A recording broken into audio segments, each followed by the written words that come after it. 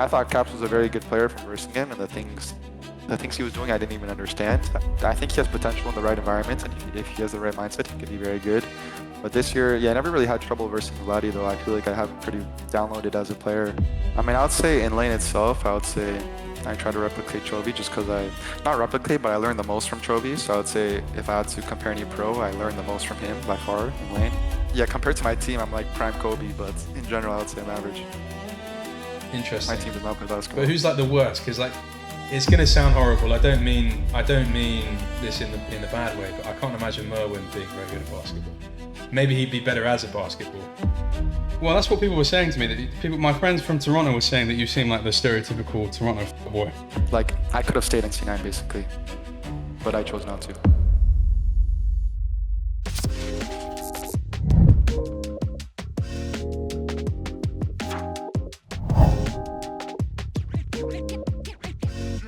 Jojo, it's an absolute pleasure to have you on the show. I think you just said there. Obviously, we'll include it because we're now recording. You're in Toronto right now, from what I understand. What's it like being back home? Yeah, I mean, it's weird because Toronto has been my home since I've been growing up, but I'm never in Toronto now. Like, I'm either in LA back when I was in LCS all the time, now in Europe. So, I mean, it's very nice. I get to see my dog that I really love, get to see my family, and I just feel at home. But at the same time, it's not really a home now. So, I mean, it's great to be here. It's really, after a really long season, just relaxing after everything and just finding, kind of reflecting on what happened, how to get better. I think being in Toronto with my family is the perfect place to do it. So, yeah. Are you getting the chance to have your family visit you out in Madrid that often during the season, or is this is really kind of the seasonal period for you? Yeah, during Madrid, when there's like a big road show, like I think the finals was in Madrid, the regular season was in Madrid. Thing is, my mom is pretty busy with the stuff she's got going on, and same as my dad, so they haven't been able to visit. I think next time it happens in Europe, they'll be able to. The problem is it's so far away from Toronto, right? It's like maybe a 10-hour flight or something, 9-hour flight, so it's not short distance, so it's kind of hard. At least in LA, it was like only a 4 or 5 hour flight, so I guess that's the biggest downside. There's something a friend of mine has been insisting that I ask you. It's something called Osmos Halal, like something like this. Have you been missing that when you're in Europe? Is that a I mean, frequent spot for you? Osmos kind of fell off like it used to be. I remember in high school, I'd always go to Osmos at lunch, get a chicken shawarma poutine or like a beef shawarma poutine. It was really fucking good. But now, I mean, I got it last year or like this year. I don't know what happened. I think they just went to mainstream and they opened too many Osmos now. So yeah, the quality got way worse. It's interesting because from everything I understand about you, it's almost in being European, you're attempting to be a bit more of a cosmopolitan man. Perhaps you're experiencing culture that's a bit different. But from everything my friends tell me who are from Toronto, is that you're very much like the you have a lot in common with like the Toronto stereotypes in some ways. I wanted to ask you, do you think that you are like a Toronto man's, as they say? I used to, like, I would say in high school. I definitely was. I mean, I think now I've been out of Toronto for so long, so I don't know what I am now because I experienced so many cultures now. I was in LA for so long. Of course, it's different LA than Toronto. And then I've been in Berlin for a year now. Of course, Berlin is much different too. So I'll still say I'm Toronto at heart, but yeah, I'm definitely. I don't want to say evolving because it sounds like then I'm Toronto was like a bad thing because for sure I love Toronto, but I would say I'm experiencing more different cultures. Yeah. What's like the core of what being from Toronto is? Because like I think like whenever I encounter people from Toronto somewhat, I'm somewhat akin to them, or like I feel spiritually in tune with them because at the base, London is quite similar. Like a lot of the slang is from patois, and it's about this like kind of being loud and in your face. Is that kind of what you get from it? Is this kind of like loudness and this willing to speak your own mind, like this kind of vibe? Yeah, in a sense, and I think Toronto uses a lot of UK slang too. Like I remember when I was watching some European streamers from the UK.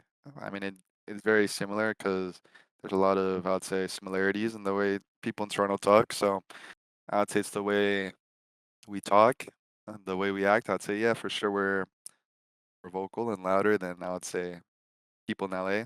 Actually, no, people in LA are very loud too, but they're like annoyingly loud. So I guess that's different. I'd say here we're louder, but we're also more relaxed. Um, maybe like Spanish people in a sense, if I can compare it. I would say also my experience being with Spanish people are also they like talking a lot, and actually that's a similarity. Yeah. What would you say is your like favorite slang? Like Toronto slang? Like what's your go-to? Like when you're I don't know. I back in the feel six. Like, is there anything you like to use, or do you actually go away from that completely? Like you don't enjoy it? it's funny because I don't really say any Toronto slang at all. But then when I link like when I meet my friends When I again, link. it's when I see all my friends, it just comes back. I guess. I mean, it seems kind of corny saying it, but it's like subconscious. I think I'm just code switching subconsciously, but I say I lie a lot, which is like kind of you agree that you kind of say it after a sentence. So I say I lie a lot. Besides that, nothing really too often anymore. So you're not going into the practice room with El Yo-Yo and like you go over a 2v2 and he says you played this badly and you go, nice me fam. Nice me I say family. I'm Spanish in that room. If somebody makes a good play, I say like cabra. I say, like I just become Spanish. So yeah, That's good. I don't say any of that. I don't know if you've ever talked about it in an interview because obviously there's a lot of interviews about that you've done over the years, but I haven't really heard about your kind of your story. Have you ever spoken about like what your parents do? I don't think I've ever spoken publicly about what my parents do now. Would you be comfortable sharing? I think it's like interesting always to like hear about the kind of people that, like I remember Sanch was saying like his parents, like one of them's like in finance and stuff like this. What kind of stuff do your parents do, if you don't mind me asking? My mom is an accountant. She recently retired actually. Um, I felt really good because I helped her retire, so I felt really happy about that. So now she's just I don't know, she's just chilling, she's working out, I guess, she's doing her own thing. My dad has a restaurant, it's a sushi restaurant, so he's been running that for a long time now, maybe 16 years, 15 years. Is that like a thing where whenever there's been an event come to Toronto, if there might be an event coming to Toronto in the future, do you let people know? By the way, my dad's got a sushi restaurant. Like you should go check that out. Yeah, I definitely friends know for sure, so sometimes they try helping. Uh, Besides that, I don't really maybe my teammates know actually. We were boot camping in Toronto one time. We were planning to go, but it was so far because we're in Mississauga. So the restaurant was like an hour 30 away. We were all about to go as a team, but it was just too far to go. So when it's possible, we try to. Yeah. Do you want to plug your dad's restaurant, or you're worried about people coming and being weird? I mean, I plugged it before. I don't know if I plug it again. I feel like 99% of people watching won't even be from Toronto, so I don't know how useful it is to be Well, honest. you never know. There might be a few. There might be a few people that watch this, and there might be one person who watches it and they live next door to it, and they never knew. I mean, I'll ask my dad first. I don't want to do it without my Yeah, dad because maybe people will send like weird reviews or something. It might be annoying. yeah, So that's very very yeah. true. I wanted to ask you because so much of what you have ended up being seems to be in direct contrast to your kind of your upbringing. Like you were a Fortnite professional at one point and a Fortnite kid, and that is such a different vibe and journey compared to what you've ended up doing in terms of League. How did you like? What was your first kind of journey with video games? Like what age did you first get into them, and what kind of stuff were you playing? Yeah, I played games from a very, very young age. I remember when I was 3, my parents bought me a DS. I don't know if it was for Christmas or if it was a special occasion. And I remember I played a lot of Mario Kart, and then I remember the Wii came out. I played a lot of that too. I have some really good memories playing with my dad actually, and all those things. So I played from a very young age. I'd say I picked up. There's a misconception I saw about me picking up League and getting Challenger in like a year. I played League very early, actually. I'd say season 4, but I never really played it too often, or I wouldn't take it serious. I would just play normals or these things, but I still had all the mechanics and all the champion info once I tried to climb, maybe in season 10, season 11. I don't remember the exact season. So yeah, I've been playing games pretty much my whole life. And Fortnite, how did you arrive at playing this and being so good at this? Like, I think Fortnite when it came out, just everybody my age played it. I was in middle school at the time, grade 8, and it was just the biggest game, maybe the biggest game of all time that came out. Like every single person I knew played it or heard about it, so it was kind of impossible not to play it. I just really enjoyed it, to be honest. It was really addicting when it first came out, so I just played it a lot, and then I eventually got really good at it. I wouldn't say I was a Fortnite pro because I never scrim, just how like the pro scrim and everything. There was like a lot of servers where you could scrim. I just didn't do that because I just played kind of in the off time when I had free time just to play. I would still play in the tournaments and everything, but I would never actually practice to try being a pro in that sense. So that's a bit of a misconception in that sense because people talk about you as sort of a bit of like a dual pro, and that you made the decision to play League when you could have maybe played Fortnite. Were you good? Do you think you were good enough to go and pursue professional play in Fortnite? I mean, for sure, if I really dedicated a lot of time to it, like the same amount as other pros, for sure, I could have been one of the best, I think. So there was also a big difference too, because back then, I don't know if it's still the same now, but I'm in Toronto, kind of like League, how there's ping. I was playing on 35 ping, which sounds low, but in Fortnite, the biggest back then, especially when there's World Cup and everything, it's when you're fighting, it's called box fighting, and you're taking people's walls and everything. The ping really matters a lot. So I was playing at a big disadvantage, and a lot of people were moving to, I think it was Maryland, or I don't know, I don't remember which place, but to be zero ping to play on that, and I couldn't, right? Because I was in middle school or in high school later on, still playing Fortnite. So I was playing at a disadvantage, and I thought about, is it really worth going? You know, my parents don't even know anything about this. If I tell them I want to move here to in the middle of nowhere to play Fortnite, doesn't really make too much sense. If I play from here, it's going to be much harder. Um, so I didn't really see the value of really putting in all the time. I think if I was on zero ping and I put in all the time, for sure, I could have been the best. And did you know any of like the Fortnite? Are there any like crazy stories of like you knowing people in the scene growing up when you were like 15, 16 playing Fortnite that ended up being like really big, or you kind of didn't really know that many people? Yeah, I know a lot of people in the Fortnite community. Like now, Benji Fish went to Valorant, and I message him every once in a while. I used to play with Clicks a lot. I think it's kind of the opposite. Like I hear stories of Fortnite players sometimes messaging me and like, "Bro, how did you go pro in League? How did you do this?" And it's crazy. So I maybe I'm like a story in Fortnite that's because I sometimes hear discussions are Fortnite players the best gamers or something out of every game, and then I see them bring me up as an example a lot, or Benji Fish or other people. So yeah, I'd say I know a lot of them, but I haven't really talked to them too often. And give us like this kind of like you know the gif of Vince McMahon, like just how good was Jojopyun? Like allow me to have that moment, like for to put it plainly for people, like in terms of Fortnite, obviously you didn't go on to like fulfill your full potential with the game. But if you were to look back at like a certain point in time, like just how good were you like at the game, if you had to describe it? And I was really good, to be honest. I think my fighting skills were back in the day, because now when I'm watching Fortnite, like I watch, there's a guy named Peter Ball that Yeah, sometimes just yeah. shows up on my stream and I just click him. It's crazy what they're doing now. I couldn't even, like, right now, if I versed him, I wouldn't win a single fight out of like 500 probably, if he was fully locked in the whole time. But I would say back then, I was definitely one of the best just skilled fighters. The game knowledge in Fortnite is not too much, honestly. So maybe now it is. I'm not sure, but back then you don't really have to know too much. You just have to know the rotations and all these things, which is so much easier than League. So it was mostly just about fighting and patience and knowing what fights to take in the end game. I would say for sure I was one of the best fighters. If anybody was in a 1v1 with me, I'd always come out on top. So I'd say yeah, I was very good at one point. Is there some sort of story about you beating like Tfue or someone like that, the very Yeah, there's famous a story. I remember, yeah, like I was his stream sniper or something. I remember I was 13 and I was in a Discord call with my friends, and then I was playing, and then I was sharing my screen, and one of them was watching Tifu too, and they told me we're in the same game. So then it was just us two alive, and then I kind of started dancing so we wouldn't kill each other, and then we set up like a, I don't know what it's called, a 1v1 in a sense, like a build fight, and then I won. And then I remember he invited me after. We kept playing 1v1s in a custom, and it went very viral. Um, that was some pretty good memories, to be honest. To be honest, I probably could have made a career just out of that alone because it got so much traction.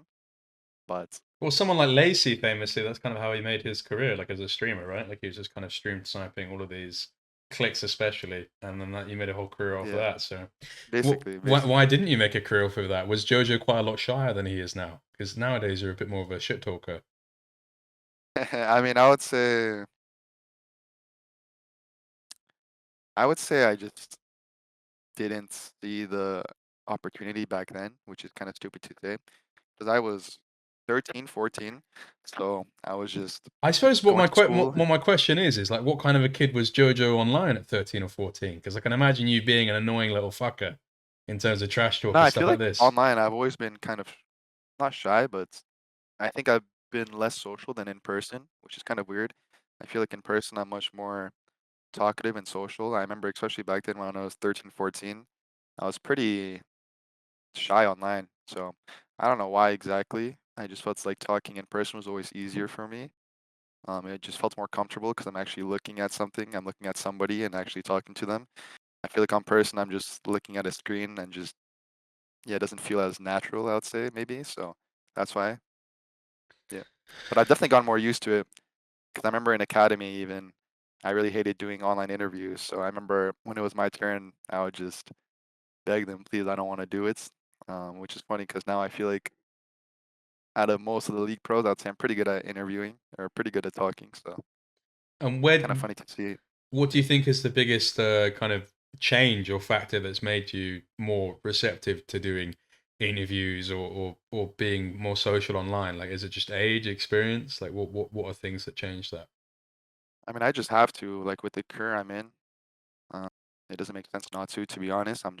It's just a huge handicap if you don't. So I just realized that from pretty early on when I joined the LCS that if I don't really do that, what separates me from other players, of course, the gameplay wise, but besides gameplay, there has to be more things that you can factor in that will help your not only brand, but just make making it more entertaining, making the league more fun to watch, making people support you. So I just had a reflection about that when I was pretty young, and I realized it's stupid that I'm not doing these interviews or that I'm not putting myself out there, and I should put myself out there. So then I try to, and I would say I was kind of scared of it at first, but it's funny because whatever you're fearful of, kind of you have to go through it and you have to experience it because your brain kind of likes playing trick and likes thinking it's bigger than it really is, but it really wasn't. I just put myself out there and it was very easy, but before I actually did it, it seemed very hard. So that's something I learned in my career too with anything. You just have to go out there and try it and not listen to what, not get in your own head about it. So I just had to try it. It's quite it's interesting to hear you talk about having to like understand that sometimes your brain makes things bigger out than they are. Like, it's almost this thing that like the brain can be an enemy sometimes as much as it can be an ally. What's kind of allowed you to look at things like that? Because it's not everyone is able to think like that. Um, to me, it I would mean, I think imply it's you've such had a some difficulties. Sorry to cut you off. Yeah, I think it's such a powerful tool. It's one of the most important things that every person should have, just being comfortable with themselves and being able to think and reflect and being fine being alone. I really enjoy being alone now and just being in my own thoughts and just thinking. I used to. I don't think I ever had a problem with that, to be honest. I know a lot of people that really don't like being alone or don't like being in their own thoughts.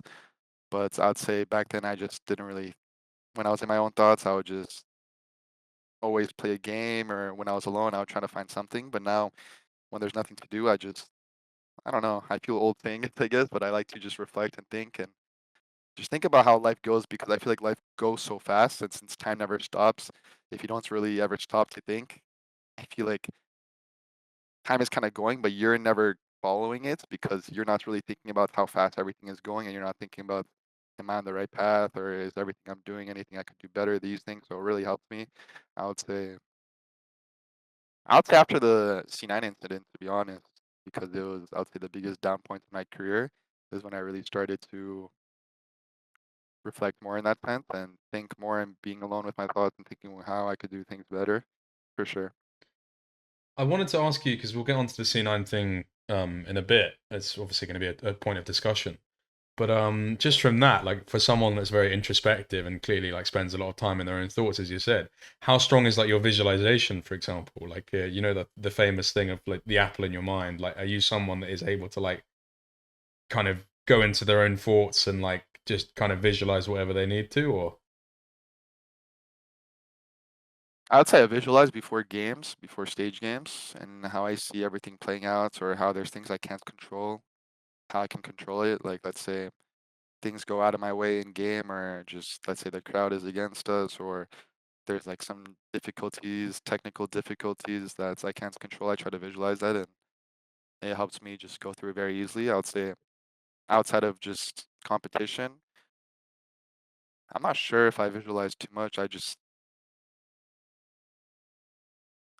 think about what I could be doing better, or if I'm enjoying what I'm doing at the moment, or if I feel bored or not really doing much in the day. I just think about what is my ambitions, or what do I want to do during the day, or is there something I want to pick up? Because now it's the off season, so I have a lot of free time.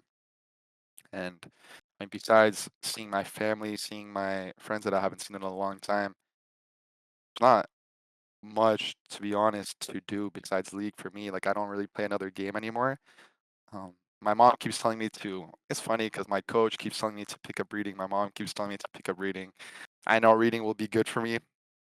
I haven't really read much yet. I remember I bought a big Michael Jordan book about his life, but then there's just a podcast talking about that book, so I just listened to it in an hour, and I'm like, what's the point of reading this big ass book when I can just listen to it basically for an hour? And of course, there's multiple upsides to doing it. I think it's just me not wanting to, even though I know it's beneficial. So How's yeah, just your think about what I could be doing, basically. is that would you say that's like an attention span thing? Because even for someone like me who like I love to read whatever, it's difficult for me to read a book nowadays in terms of like actually diverting, not diverting, but like putting the amount of like effort in required to like painstakingly read through pages. Is it like an attention span thing for you, or I'm not sure because I remember I read for a while actually, and I really enjoyed it, and then I just stopped. So I didn't really have any trouble and difficulties reading attention span wise. So to be honest, I'm not sure why I stopped. It's like when you watch a show, for example, and you really enjoy the show, and then you just stop watching it, not because you got busy or anything, just because I don't know if other people have that, but sometimes I just watch a show I really enjoy, and then I just forget about it for a couple of days, and then when I come back to it, I just don't want to watch it. I don't know if it's the attention span, like you're saying, or if it's anything else. To be honest, I'm not sure. Maybe it is.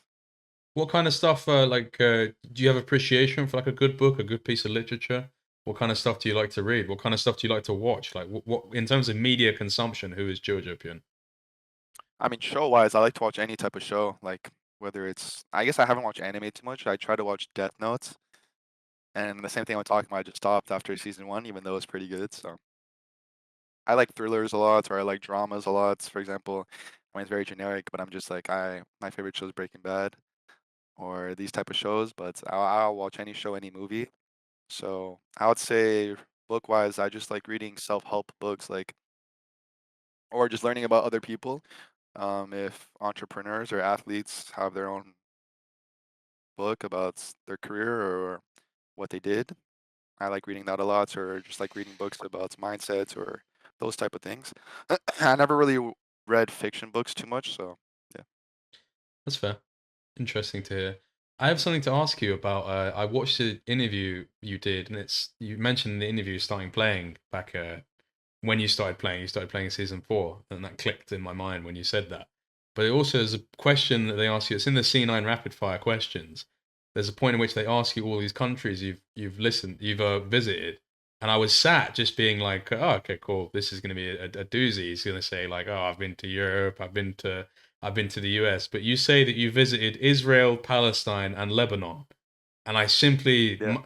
despite the geopolitical ramifications, I simply must ask under what circumstances you visited Israel and Palestine and Lebanon, because it seems like Uh, so otherworldly for something for you to have done. What on earth were you doing there?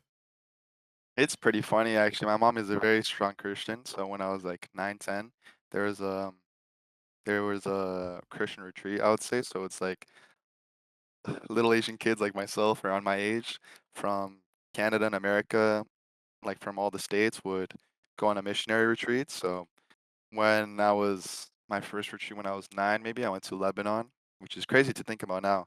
And then with just hundreds of other kids, with of course some adults, and we just go there by spreading the gospel. To be honest, it was a very looking at it now. I mean, I hated doing it back then, but I think it was a really good experience, just experiencing other countries and especially getting a glimpse of how those countries are compared to the country I live in. So it really opened another world for me that I didn't really know existed, and I made a lot of good relationships, and I had a lot of good times remembering it. So looking at it now, I'm glad I had those experiences. But I mean, it was pretty scary thinking about it. Like I think that was after. I don't know if ISIS was big in that time. I can't remember, but who knows? I could have been kidnapped or something crazy could have happened, and then all these things, but it didn't. I So think despite I'm in. despite the details, no one would suggest that those are like massively safe places in the world. Yeah, exactly. I wouldn't say it was safe, but I didn't die, So looking at it now, I really enjoyed it. Uh, I think it was good experiences. In terms of because with league players, so much of them you speak to them. I'm always surprised if anyone knows where any place on a map that isn't a Central European country or America is. But for you, it's quite unique for you to have this experience. Did it make you kind of more? Because the general thing I experience when I speak to league players is they're quite apathetic to anything that exists outside of the game. Did it make you a bit more like politically conscious and a bit more woke, so to speak, or? I mean, politically, I just understood how our world was different from theirs from a very basic view. Since I was so young, I just understood, wow, there's completely different worlds out there, and I should be very grateful for the life I have and all these things. It kind of opened up me being more grateful and I guess aging a bit faster because if I'm there without my family and everything, of course I have to be more on edge and I'm more responsible for the things I have to do. But politically, it didn't open my eyes too much then. I would say behavior wise, I remember when I came home, I was much more, at least my mom tells me I was so much more nice, I'd say. Like I wouldn't say I was rude growing up, but I wasn't exactly a nice kid or like a great kid, at least to my parents. I think I was a headache for them a lot.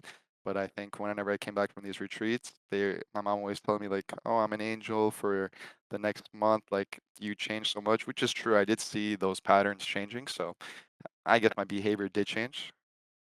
What kind of a? Because you said you were a bit of a headache to your parents. Like, what kind of a kid were you? Like, what was the headache?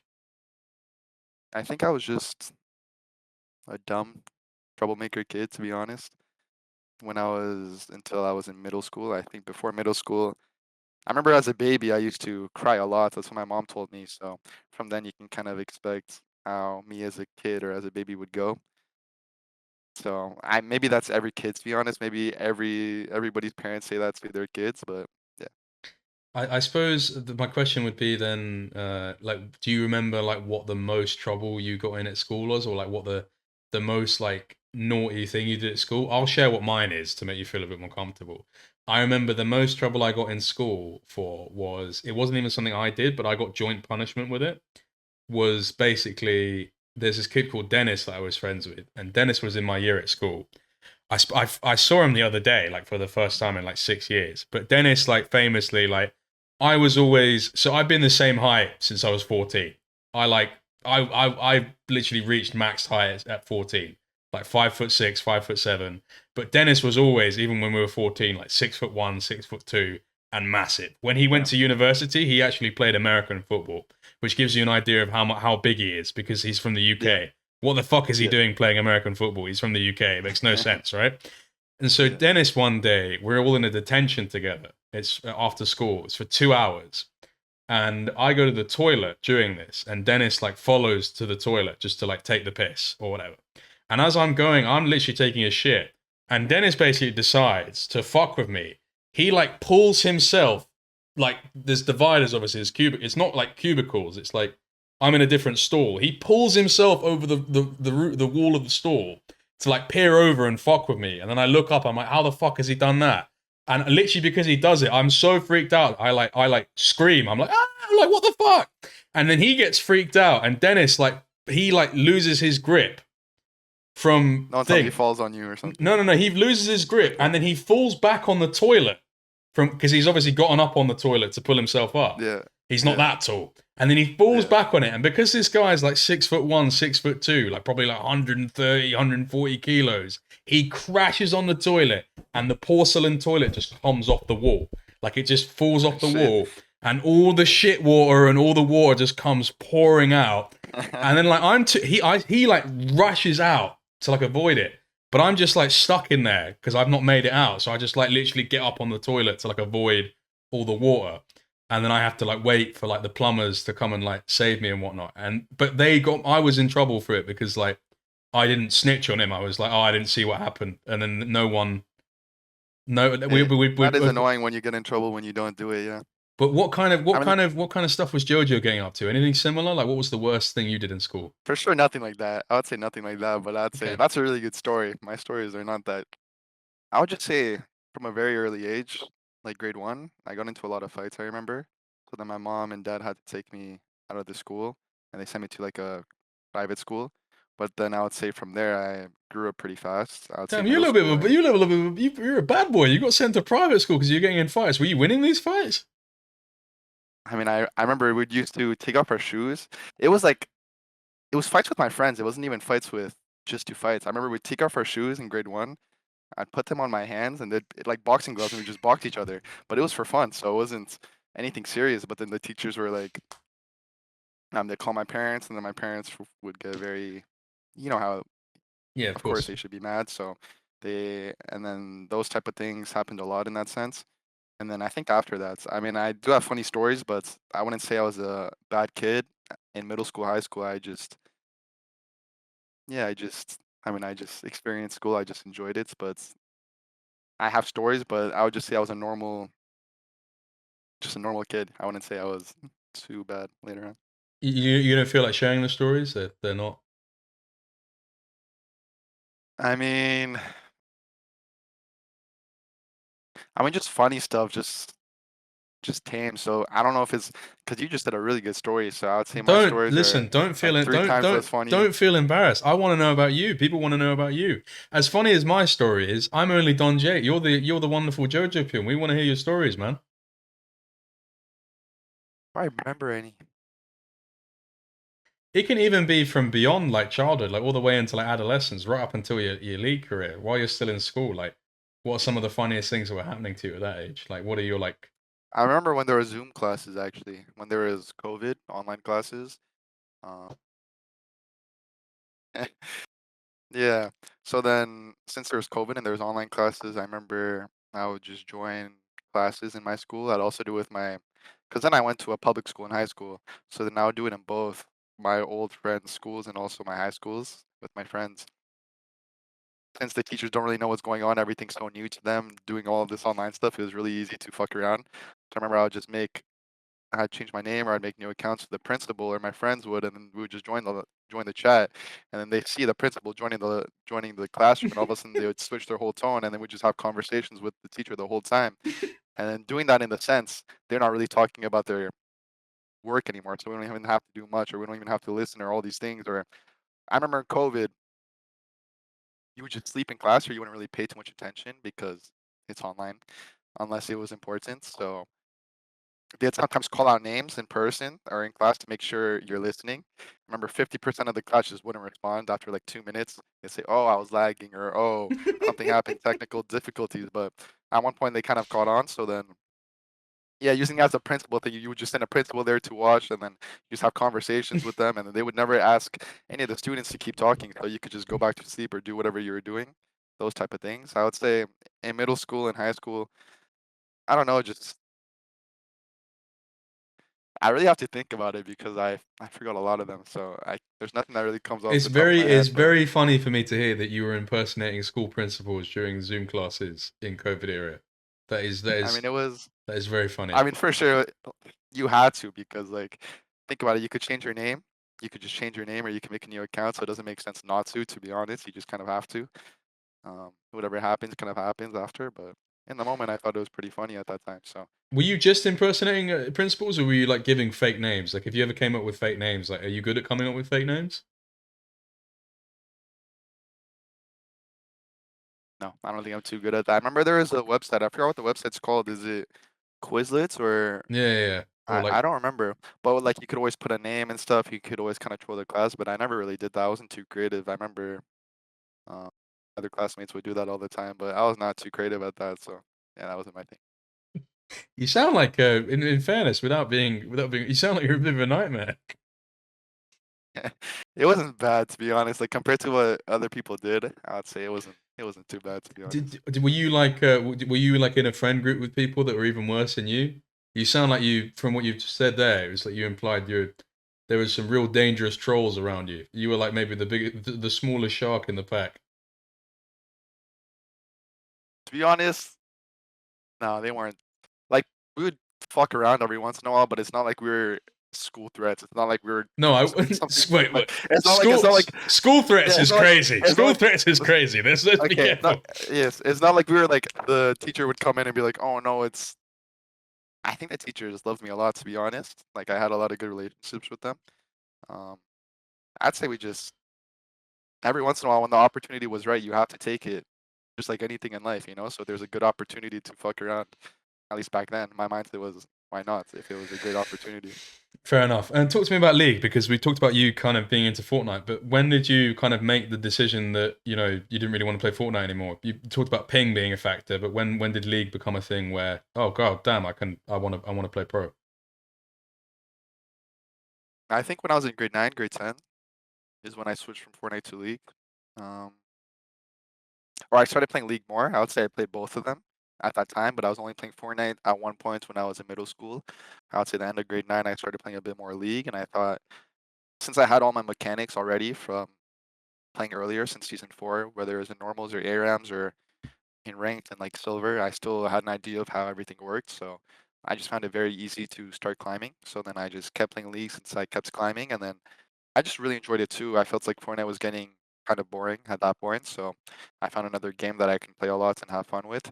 And then I just started climbing very fast, and I thought, wait, could I actually keep going, and how high can I really go? And at one point, I got really high.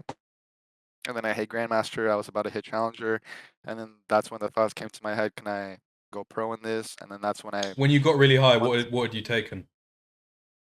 what have I taken? I'm joking, sorry. Carry on. Uh, I get that's right. Yeah, so I went to Challenger. I went to Grandmaster. And then I had the thoughts in my head because I remember I was a one-trick Diana at that point. I was just Oh damn. abusing Diana to play in solo queue, or not abusing. I just found Diana fun, so I would just one-trick her. And then I got to really high challenger, and I was thinking, okay, I think I can go pro. I feel like my mechanics are very good. I feel like I'm learning very fast too how the game works. So I'm thinking, if I have to go pro, of course I have to expand my champion pool. And then that's when I started playing other champions. I started playing all the mid laners that I guess everybody knows today. So then, yeah, I guess once I hit challenger, that was a click in my head. I can go pro. And then presumably like when was the first time you like kind of broached the conversation or the potential of going pro with your parents, and were they supportive?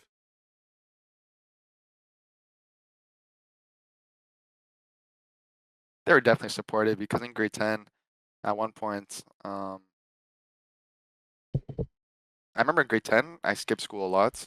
So then I had a lot of difficult talks with my parents, of course. I mean, they should be worried, of course. I'm their son, and I wasn't doing well in school.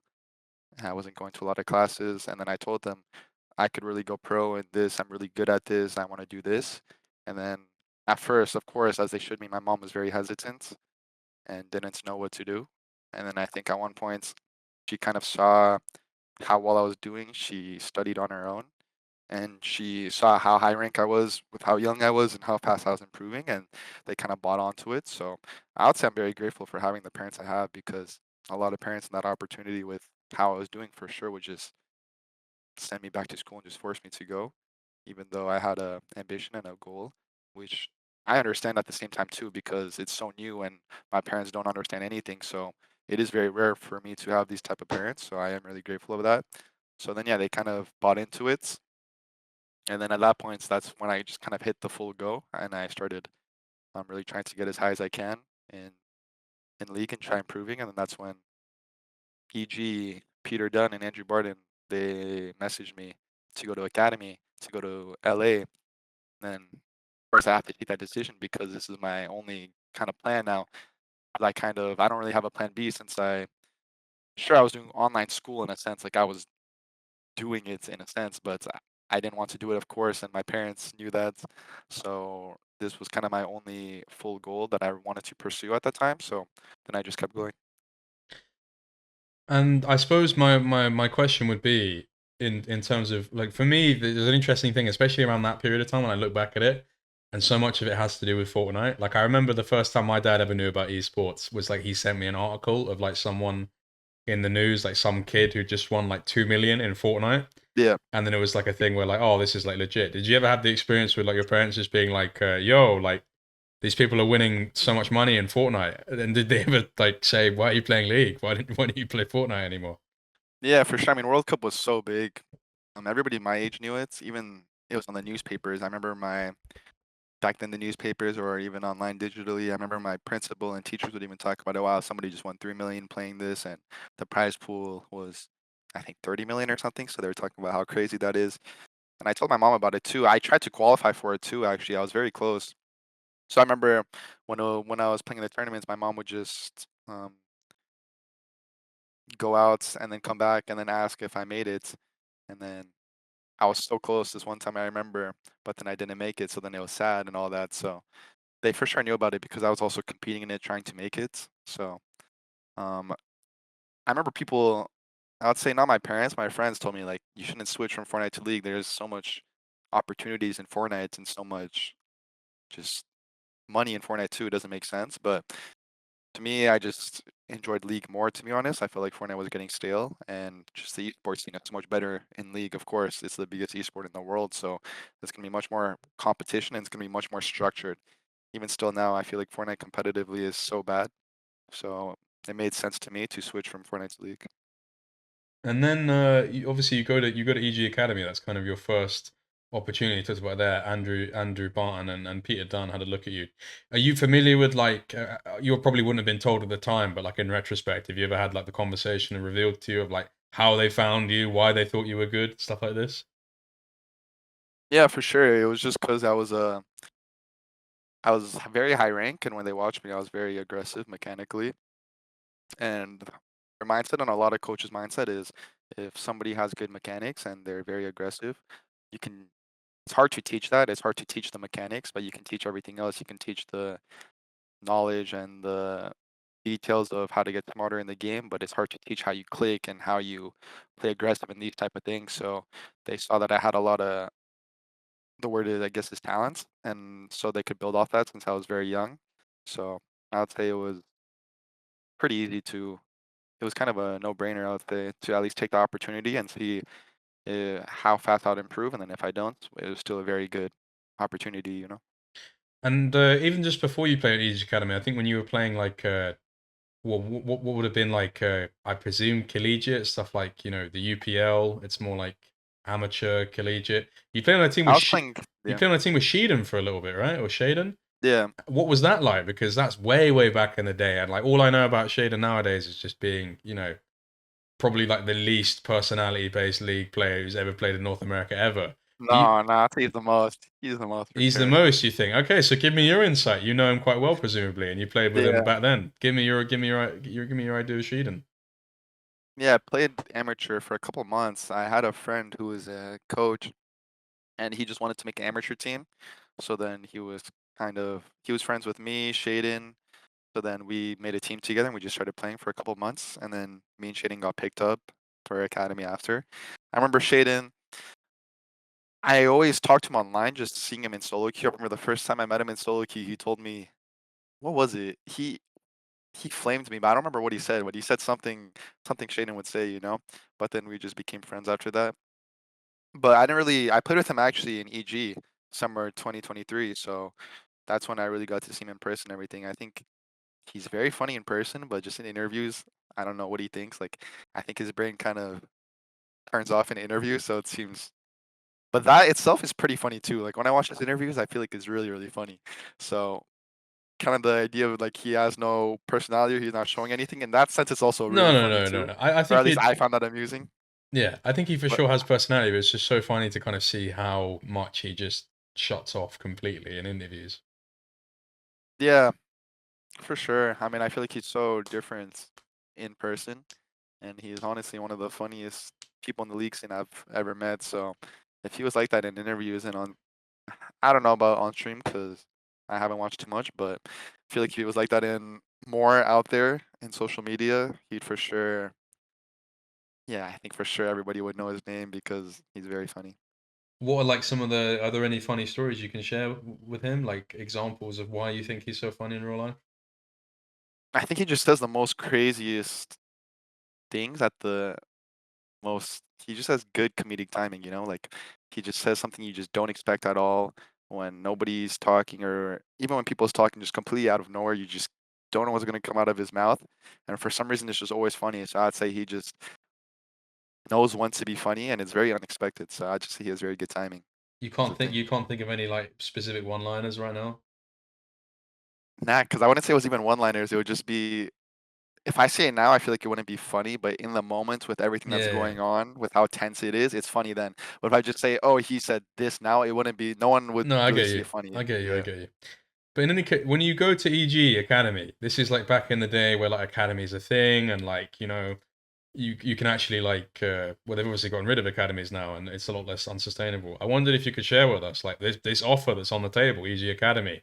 You've got it's presented to you and your parents. Presumably, you're still quite young back then. How much money are we talking at the time? Back then, League LCS had so much money. So I'd say even Academy, I think they offered, um, I don't remember exactly, maybe 70, 60, 70, which is crazy because that's like the minimum of LCS today. And I think a lot of people in LCS are making that, or like 75 is the minimum.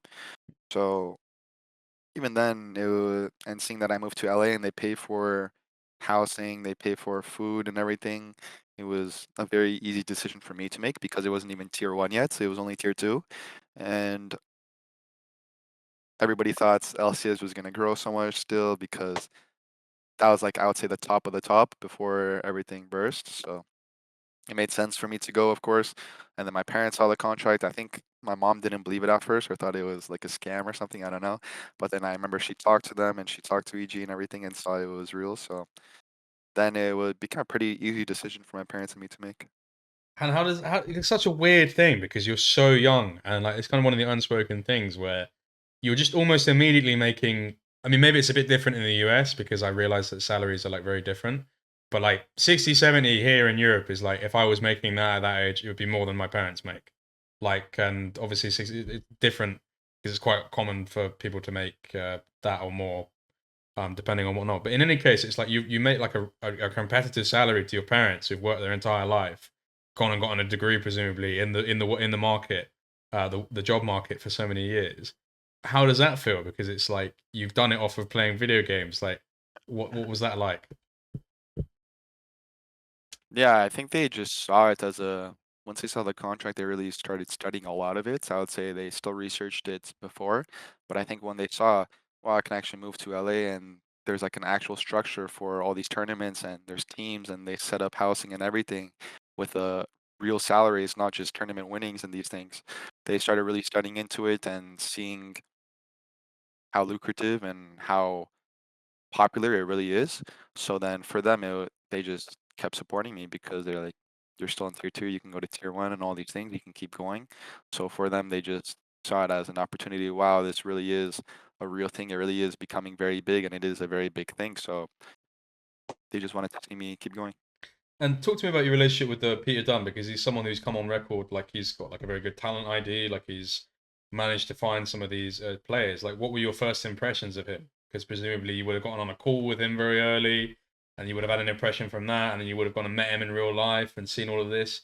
Did he come across as like kind of a mad professor in some ways? Because he's like this guy who's like very British. He loves football. Whenever I speak to him, and he just has such a kind of he's very he's not who you would expect the standard like league coach to be when you speak to him. So, what were your Yeah, for like sure. what were your first impressions? I really enjoyed working with him a lot. I think he has a very good eye, like you said, for finding talent and developing rookies. I remember I would ask him so much. I mean, he is exactly that guy. He's like that British guy that loves football with that heavy accents, but he's from everywhere, so it's like a mix of British with Yeah, I don't fucking know three other countries, so it sounds even more British in a sense. So it was really fun working with him, and he was a teacher before, so he has a lot of teacher qualities. I think he really took care of me and all the other players, and I think he really, really took care of us, and he really cared about us. And every time I wanted to learn about something or wanted to learn a concept, I would just always go to him. I think he had very good game knowledge, especially for rookies just trying to get ideas of concepts and developing concepts. So he really helped me a lot. and in terms of like lots of people say, oh, he's good at working with rookies. He's good at like what were the thing? Talk to me about like kind of the what was actually going on in EG Academy. Like, what were you being taught? Like, what was the method? Like, how did you get better as a rookie? Yeah, he was working in LCS at the time, but he still made time for academy. So then he was very patient, I'd say. I think one of the most important traits, not even as a coach, but also as a player, especially as a coach, you have to be patient. I think he was very patient and he understood that progress is not linear in that sense, and there will be ups and downs, and I won't understand these things, or other rookies won't understand these things, and he never, I would say, got mad or tilted like that. I think it's normal in this esports that some coaches do, or if they don't see the progress that you have an expectation for, then they'd feel emotional. But I'd say he was very good at demonstrating what concepts he wants to show, and what he wants to teach you. And if I ever had a question, he'd really put in efforts. I can see that. Like I remember, if I asked him about openings, like how to open mid game, he'd bring a whiteboard and just start writing out the whole map and really go into like he'd go into detail, but make it very easy for me to understand since I was a rookie. So I think it's the effort and patience he put in was very good. For sure. And also one of the things that interests me is because we hear so many academy structures now, like either teams don't have academies or maybe they don't use them efficiently because so often I hear about academies and it's like, oh, we don't do any internal review and like none of the players on the academy team get to watch the main team scrims and stuff like this. You hear stories like this. How much involvement were you having with like the main team, for example? Like how much kind of accessibility did you have to ascend within academy?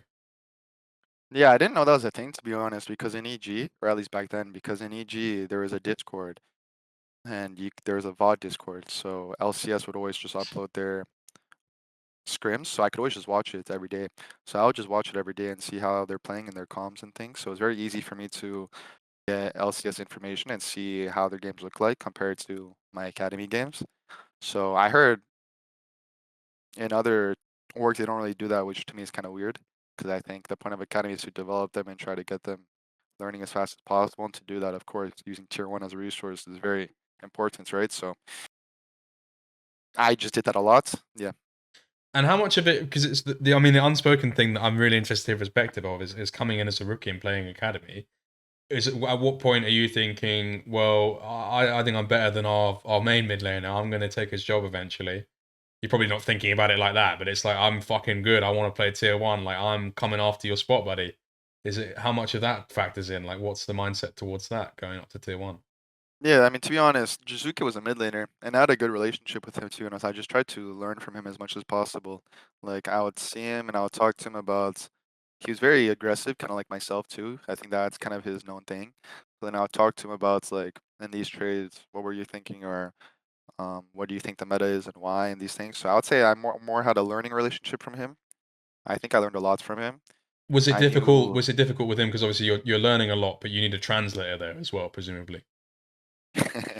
Yeah, I need a translator for sure. So I had Impact translate in his Korean accent. Okay, yeah, I good. was like, yeah. I mean, with him, he was very nice to be honest. Because I feel like looking at it now, a lot of mid laners in that role might feel threatened a bit because, like, oh my God, there's a young NA rookie that's at that time hyped up to be a rookie. All these things. So I could see him taking it another way, but he was very nice and he really helped me learn a lot. So I was very lucky. What would you say were like the biggest lessons that Jizuke imparted on you? Just I would say his mindsets when it comes to laning, when to be Apart aggressive. from making pizza, presumably. Yeah, apart from pizza, I mean, I would say yeah, just knowing when to be aggressive in lane and Okay. knowing how to mind game a lot. I'd say he played a lot of mind games, and especially with base timings and these type of things. So at that time, I mean, since League has evolved so much now, because back then it was like 2021, but back then not many players were doing those things or even knew those concepts. So for me, I just learned those things pretty early on, and then I was able to evolve from there. And with him, like the thing that always strikes me when people talk about him as a player, and it's one of the things I noticed when he was a player, he's like very like proficient side lane player, like really knew how to Yeah. like squeeze as much as possible out of side lane. Is that something you feel like you picked up from him? Did he give you any tips in regards to that? He did, but I would say he helped me more with being aggressive in that sense. I'd say side laning, he didn't, I just didn't ask as much to be honest, because I thought I had good coaches in that sense already. We already had a kind of a structure how I want to play the mid game in academy. So then to me, it felt more important to, if I get myself ahead in these situations, and I'll be able to get to those points where the coaches want us to be at in a good situation, anyways, individually. So he helped me in that sense more. And then talk to me about your time in academy, like results wise. Like, how were you feeling like playing against some of the other kind of domestic talent and other talent in academy? Like, did you immediately off the bat think you were like good enough for LCS, or it took a little while, or? It's funny, we got 10th place the first split in the regular season. Or was it was it first? There was like a tournament, like kind of like playoffs, but it's called Proving Grounds, Yeah, which yeah. is like you invite the top academy and amateur teams, maybe collegiate. I don't remember too well. So then even the 10th place academy in regular season could still advance to the Proving Grounds, which is the playoffs basically. So we went from 10th place academy, I think, the first splits into like third place Proving Grounds in the same split. So then I really saw myself and the team improve a lot. I think when I first came in, of course I was very raw and I had no understanding, but I felt like I could compete right away. I kind of had that feeling. Like I think I had higher expectations how the matches and players would be because it's a competitive environment and I was playing against a lot more experienced players, but I felt off the bats like these players are not as aggressive and they don't punish me as hard as I thought they would. So then it was pretty easy for me to adapt fast and improve, I would say, and not really feel too mental blocked or feel like it's really hard in that sense. And then the thing was, our ADC in our first split was playing Shoryu. He was playing from Toronto in LA, which was like back then though. I don't know if his internet was just shit or what, but he had like 90 ping too, 100 ping. So I remember going into unless we were ahead in the team fights, it felt really hard to play because of course an ADC and 100 ping for 0 ping is going to be a pretty big disadvantage. So I remember trying to find ways around that, which was also pretty entertaining. So I would say there's a lot of things we had to overcome, and I think we improved fast. And in terms of Jizuka, he's obviously a player for me that like when he was in the LCS, like there's a lot of like showmanship. Like he was taking the piss all the time. Like you'd see clips of him just completely making fun of people, like laughing. That was a big thing. Like all the co-streamers were like, "Why is this guy just laughing all the time?" Did you pick up any showmanship from him? Because it felt like when you became a player, you were quite keen on the kind of being a little bit of a show off at times. To be honest, no. Like I knew he was very funny. He's a very funny guy, and he did a lot of showman and that stuff. But I just felt like the league scene didn't really have too much of that. I felt like it's much more common in other games. So even in sports, there's just a lot of trash talking in general. So I felt like League was lacking that. So I just wanted to add that to the league. So I wouldn't say he inspired me, but I saw him do it and I thought it was funny too. So I guess in that sense, I thought, okay, I might as well do it too. I think it's funny. I enjoy it. So I might as well think other people will enjoy it too. Yeah. And then talk to me about how, like, when does it become apparent to you that you're going to be moving up? Because you move up in it's the 2022 lock-in. I think it's the first tournament you play. How long before that did you know that you were going to be moved up, and how did that conversation go? Yeah. The staff never told me ever during the season in academy I was going to move up, but I felt like I was going to move up because I felt like at one point, I could, of course, still keep improving, but at one point I knew, and I had a sense that the staff would know too, that for me to improve much faster, of course, if I play in better competition and a better environment in tier one, that's going to be the fastest way for me to improve instead of playing in tier two another year and then having to play against tier two teams, which of course is not the same level. So I had a feeling in the back of my head that I was going to move up. I had a good feeling, but I was never 100%, of course. So they never told me to, which is good because I think in that situation it'd be easy to be told, "Oh, you're going to tier one next year." Then is at that point I feel like it'd be easy to lay off the gas a bit and not really take tier two as hard as I would have if I didn't know in that sense. So yeah. So you move up, you have the conversation. What's your immediate reaction? Like, how do you like? Do you call your parents? You're obviously like very excited. I honestly don't remember too well. I remember I got called up and then I was very excited. And then my parents knew. I don't know if my parents kind of expected it too in that sense. I don't remember their exact emotions, but I just remember I was very excited and I was just very excited to try being the best I could. And I remember seeing the roster too, and I'm like, wow, this roster is very, very good too. So I was very lucky for a rookie to be able to go to that roster because if you look at it on paper, it's a championship winning roster. It's a contender. So I was just very excited.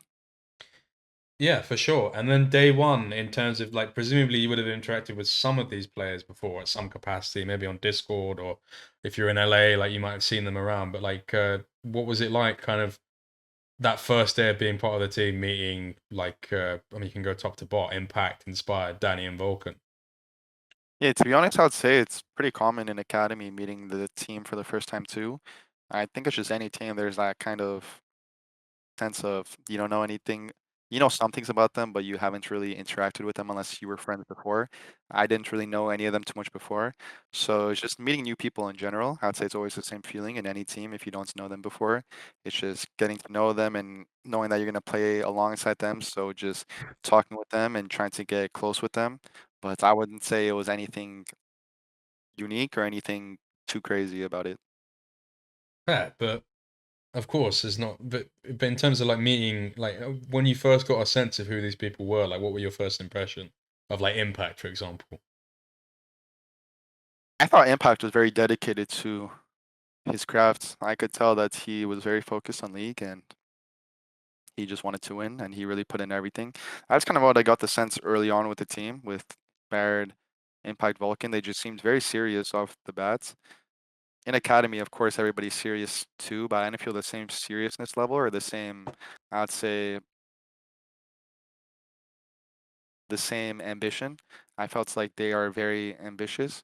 And me and Danny just coming in. I guess Danny had a splits before in LCS too, so he was more used to being in LCS and everything already. So I think he got used to it. But for me, I just felt a little bit of a switch competitively in that sense. Like they kind of understood, I understood, okay, this is tier one and this is where the shit really matters the most. So yeah, I for sure felt that sense of seriousness. And Inspired, this is the first time you meet him, presumably. Love at first sight? What was that like? I mean, me and Inspired got in a lot of fights actually my rookie year. I remember because he was trying to teach me a lot about the game, and then I also had a lot of disagreements. So I'd say we bonded in that sense. Just him trying to help me, Impact trying to help me, and Vulcan trying to help me. I think that created a bond, and I was kind of a student, and they were kind of a teacher or a coach, I could say. So yeah, I mean, I would say Inspired really helped me a lot improve, same as Impact and Vulcan.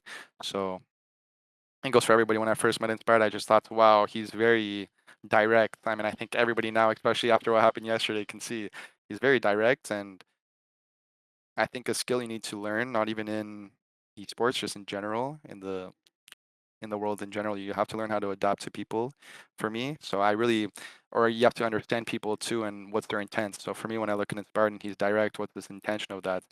To me, he just wants to win and he's going to be very direct, and that's his way of saying it. He doesn't sugarcoat anything, which I also respect the most because I feel like there's a lot of players that are more, they're much more or less direct and they're going to be much more passive. And that is also what the team needs. I think the team needs some of that, and the team also needs directness. There has to be a balance.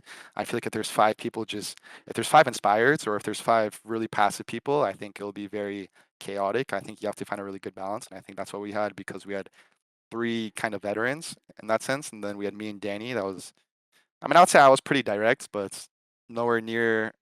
Still pretty green, like I rough was around the trying to edges. learn things, right? Yeah, So I yeah. couldn't be that direct. Like, so it was very easy for us to improve. And then they had that sense of confidence. Okay, they're teaching somebody too, and then they got to see us grow, and then they wouldn't really second guess their thoughts because they see they're teaching their teammates, right? So I would say it's a very good balance. But that's what I always appreciated about and respected about him is that he's direct, and if you take it the wrong way, I'd say it's very easy to take it the wrong way. But there's things you can't control. Like you can't control how a person behaves in that sense. You have to find their intent. If his intent is being an asshole and he just always wants to Hmm.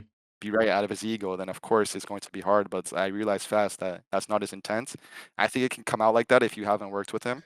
But before you But realized that, because obviously the first couple of times it sounds like maybe it took a yeah, while to suss. the first time So I met him, I'm I like, want to hear about that. Those sparks flying. Those first few arguments between you and Inspired. What are they over? What happens with it? Is it like are we getting in each other's face? Like what's the story? Like yeah, I think it's kind of like the perception people have of him now. Like I thought, wow, this guy just wants to be right and shit's the first time I heard, wow, he won't stop. Or he's very direct and he doesn't give a fuck. But then later on, I found out pretty fast what his intention is, and he just really wanted to win. And if he thought something wasn't right that he talked about, then he would accept it very quickly and learn that very quickly. So at first, that's why I understand why the sentiment of the community probably is right now. Like I don't know what the sentiment is. I just know it's not good right now after the Flacco's video dropped, which is pretty funny. Well, I think people think he's passive A lot. aggressive, but I think people already kind of knew that about him. Like, I don't. I'm I'd confused say, by. I'm confused by anyone yeah, surprised. yeah, because I feel like everybody kind of knew this about him. I wouldn't say he tries to hide it in interviews or anything. It's always been the same. This is all very Um, good and very diplomatic, and I appreciate it. But you're avoiding. I want to hear what the first few arguments were like. Like, what were they over? yeah, I mean, it was Like, just gameplay shit. Like do you, if I do you just did remember? Do you something remember what it stupid. was? Like, what was Jojo bad at back then? Like, what Yeah, was he really I trying remember to? What was he trying to there was beat a into? direct time I played versus C9. It was LS and Fudge mid. I remember that, and I played Victor versus Shiraka. He picked Soraka mid or some shit with Olaf, and we lost that game on stage. And I remember I went full laning runes, I went corrupting potion and everything. He's like, bro, why the fuck are you going these runes and everything? You're versus Soraka. You don't need this. Just go Doran's ring and go these scaling runes and just carry the game. And at that point, I didn't really understand, and I was like, it doesn't make sense. So then we got into arguments like that, and he's like, bro, how do you blah blah blah blah blah. And then we just kept arguing about gameplay things, and I remember that was kind of the first big thing was versus C9. I still remember that game. It's pretty crazy to be honest. We lost to Straka mid. It's the impression that I get from this, and you can kind of push back on this if you disagree, is that he seemed to just kind of want to mold you into the type of player that he appreciates. Like when Inspired talks about the game, he appreciates like people that are able to reason things and kind of see things like logically. And it sounds like that's kind of like something that he tried to attempt to mold in you. Do you view him as like someone that was kind of like a major driving force into making you into that more cerebral kind of like thinking player rather than just impulse based player? Yeah, I mean that's the gap between the best, right? Like between good players and bad players. You can be a bad player with good mechanics, but if you don't have that mindset and that image of what the win condition is and what the big picture is in the back of your head, then of course it's hard to be a consistently good player. I think that's a problem I had early in my years, even until yeah, I had that issue for a while. I was very good at seeing the details. I was very, very good at seeing the details, but I wouldn't really have the big picture as clear in my head, or it'd be easy to forget, or I wouldn't see it as a priority. And I think that's really a gap between the good and bad players, or just a great and a decent player, because I was still considered a very good player at that time in my rookie year, right? So I would say just that's the pattern I saw between great players I worked with, is that they're really good at seeing the big picture. Inspired's very good at that. Impact also So taught me a lot about that. do you credit him in that way for being like a major driving force towards that? Yeah, I would say for sure Impact, Inspired, and Vulcan. They all Inspired too because we're mid jungle, so he helps me the most. I would say him and Impact helped me the most because they were top side. So I think those two really were able to push me to learn fast about the game.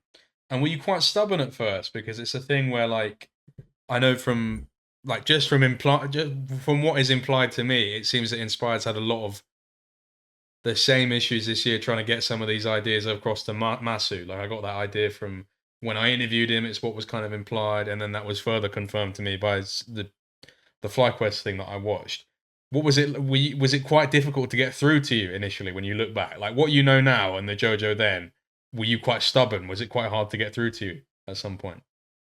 Yeah, I'd say I was very stubborn. I'd say the team was very stubborn in general. I'd say I was very stubborn too, which is why there were so many arguments and a lot of fights. But at the same time, I was at the end of the day after the arguments finished, I'll stop and think about it, and if I thought what they said was right and made sense, then I would put it in my game and I would improve in that sense. But whenever there was something first that I heard, if I didn't agree with it, instead of thinking about why I don't agree with it, I would just say I don't agree with it right away. Just if my instinct was I don't agree with it, I would just say it. So I would say I was very stubborn, yeah. You sound like you're a little bit of an annoying little fucker as well. Then, if you're just doing that as well. Yeah. I mean, I think that team there is yeah, everybody was pretty annoying. I'd say besides Danny, everybody was annoying little fuckers, I'd say. What would you say if in hindsight, and this comes with all the love and the patience of getting on with these people and enjoying working with them, what's the most annoying aspect of some of these guys? Like what's the most annoying thing about Impact? I mean, Impact will just keep pushing you and nag at you, you know? So I think that's a good trait, to be honest. as a teammate. I want somebody to keep pushing me. But it can But get I could annoying. see it's also very annoying at the same time, right? So because let's say I'm not pushing this sidewave, he's gonna say every single time, "Why are you not pushing this sidewave? Why are you not pushing this sidewave?" Like every single time it happens, and He he's kind gonna of keep has a nagging me why. through. Oh, he kind of has a, like a "Are we there yet?" kind of. Yeah, in that sense. So it's like he will keep nagging and pushing at you until you fix it, which I think is a good thing, but it's also annoying at the same time. So I'd say that's probably the most annoying thing about And then Impact. Inspired, like the thing with Inspired is that I heard about the ways in which he was potentially a toxic teammate back when he was on Rogue before he came to the LCS. We've obviously like we can see it in the documentary, the ways in which he can be a little bit of a dick in some ways. He's like his chosen method is to be passive aggressive, obviously, as you can see. What was his weapons of war back in EG in 2022? Like, what was annoying about him potentially, like in the downsides? Like, I think during the split, during regular season and playoffs, it's very chill. I'd say usually, like when I watch that FlyQuest video at Worlds, it's when the tension is the highest and the stress is the highest. So that would be the biggest for sure. I wasn't in FlyQuest, I don't know, but I can almost guarantee that for sure that would be the biggest outlash in the whole year. I'd say when it comes to international tournaments and the stakes are high, I could see Inspired going overboard easily and him not realizing it. Like in that video, I think he went overboard a lot of times without realizing it. So I'd say that was the most annoying part, I'd say, is when you go international and subconsciously, maybe you don't even notice that you're more stressed and more tense and that you're more emotionally unstable. So then it's really much more easier to lash out or say things that come out wrong. And since the teammates are also much more stressed, they're also going to take it wrong even harder. So it's just going to be a spiral, right? So I think that's the most annoying and I would say, yeah, the most annoying and thing. then obviously I don't even need to ask about Vulcan because he's French Canadian, right? Kind of answers Yeah, itself. exactly. What's the worst part? I mean, about Vulcan, what is the worst part? Sorry, I'm just To be confused. honest, I thought we Vulcan went was not over it. even annoying, to be honest. Like, I think, I'd say he's like me, Inspired Impact, in a way. Like, there's a lot of things he's stubborn about. There's not a lot. There's some things he's stubborn about and hard to change. And I think same as me in that sense. I think he got much better at that though, especially when I worked with him on C9. But I thought on EG that was the most annoying thing. And then talk to me about Danny because Danny is for me one of the It's just it feels like I'm just shitting on all my teammates. yeah, no, of But it's course. like I mean, Danny, but no, Danny. I don't want to hear what's annoying because it's like actually I'm changing tact here. Like for me, Danny is like one of the biggest like kind of biggest what ifs, biggest tragedies in the sport, and I don't think there's any space for that wants to hear anything negative about him. I want to kind of hear what your perspective was like on him as a person. Like, what was he like as a teammate? Like, 'cause obviously, I think lots of people are very sad that he is no longer playing and stuff like this. So, what in retrospect, what was your opinion like of him when you first started playing with him? and playing with Danny was just so fun. He was very I'd say he was shy and he was quiet. I think that's exactly what the team needed. At the same time, it's so funny because when I watched him play League and I watched him team fight, he just was so aggressive and he was so calculated and I felt like it was very fun playing with Danny because it was just such an easy win con.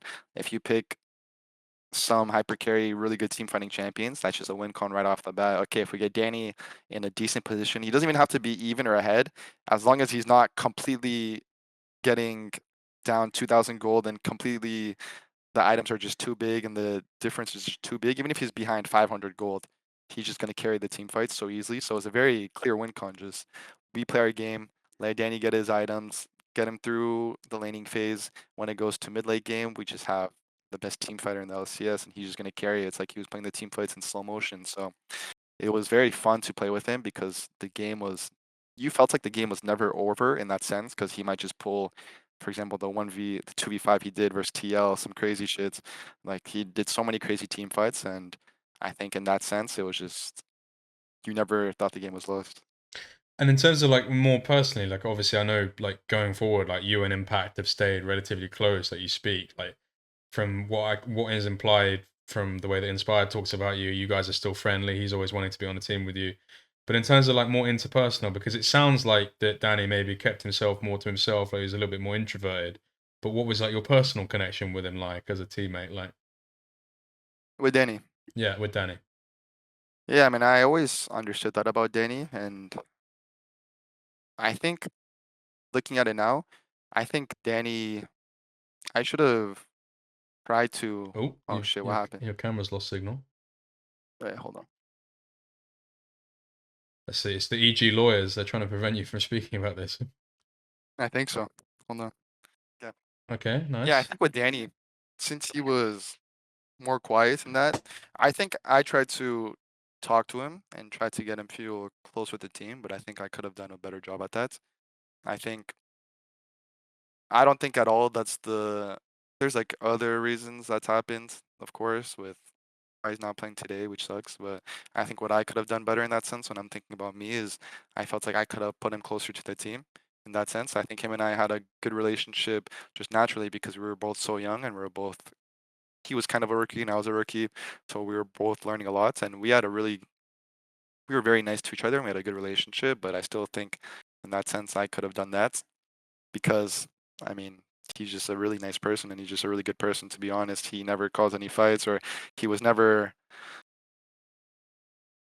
yeah, if he was tilted, he'd never really show it, I'd say. So he was very nice. It's really both intriguing and quite saddening to me to hear you put that kind of mantle on yourself in terms of responsibility at bringing him more into the fold of the team because you were so young, obviously, you yourself, like at that age. And I wondered why do you have that mindset, and did you have that at the time, or is that something that you've kind of developed over time? And because you look at, I mean, obviously, it's hard not to look at what happened as a tragedy in some ways, right? Yeah. I Is mean, that motivator? I did it's good. I just moved it. I did think about it about the time, not as much, I'd say. Maybe I was just thinking about like he's not gonna play next year and all these things. I was pretty shocked, so that's when I started thinking more.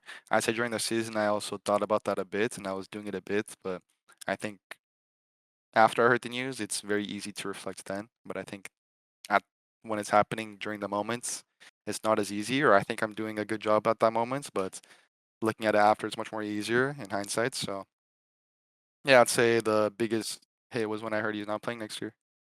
And not to try and like in any ways like it's just I guess my question would be like how did that affect you emotionally, like how much of a hit was that for you, like hearing that he wasn't going to play because this is someone that you were close with and obviously you felt like you could have potentially done more for, like putting that excess of responsibility on yourself.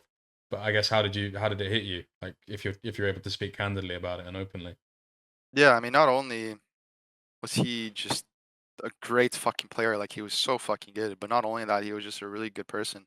So it did hit both ways because I did feel like the LCS was losing somebody very important and honestly a generational talent. I've never, even to this day, I don't think I've seen somebody just team fights as smoothly and as precise as he does, to be honest. I think it's really the special talents that he had, and I think he had still so much potential because he was still so raw. So seeing that never go into full potential does feel bad, and also for him as a person, right? It's because I respect him a lot, and I don't think he's done anybody bad ever. So it really does suck, and I did feel like, damn, like that really happened because, of course, when he took a break during Worlds, I knew.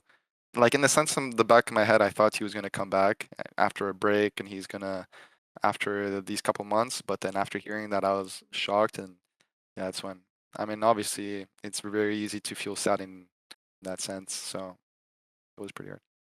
I suppose I'd want to ask you if possible, like when was the last you heard from Danny? Like, My manager still keeps in touch with Danny a lot.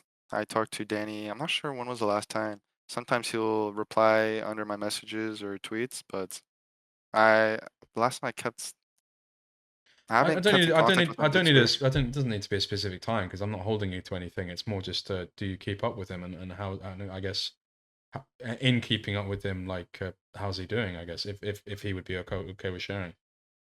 I mean, every once in a while, and my mom also, I remember talked with his mom a lot, and I heard he's doing better. I heard he's doing his own thing, chilling. So I actually, I don't know if I can say that, but maybe there might be some news soon. I'm not too sure though, but yeah, I heard he's been doing good. That's good to hear. Very, very, very, very positive. In regards to that EG year, it's like so much of it is positive in regards to bringing up new talent, and you achieved so much together. But I suppose first we should talk about that year and what you achieved. Like, how did you feel about this team?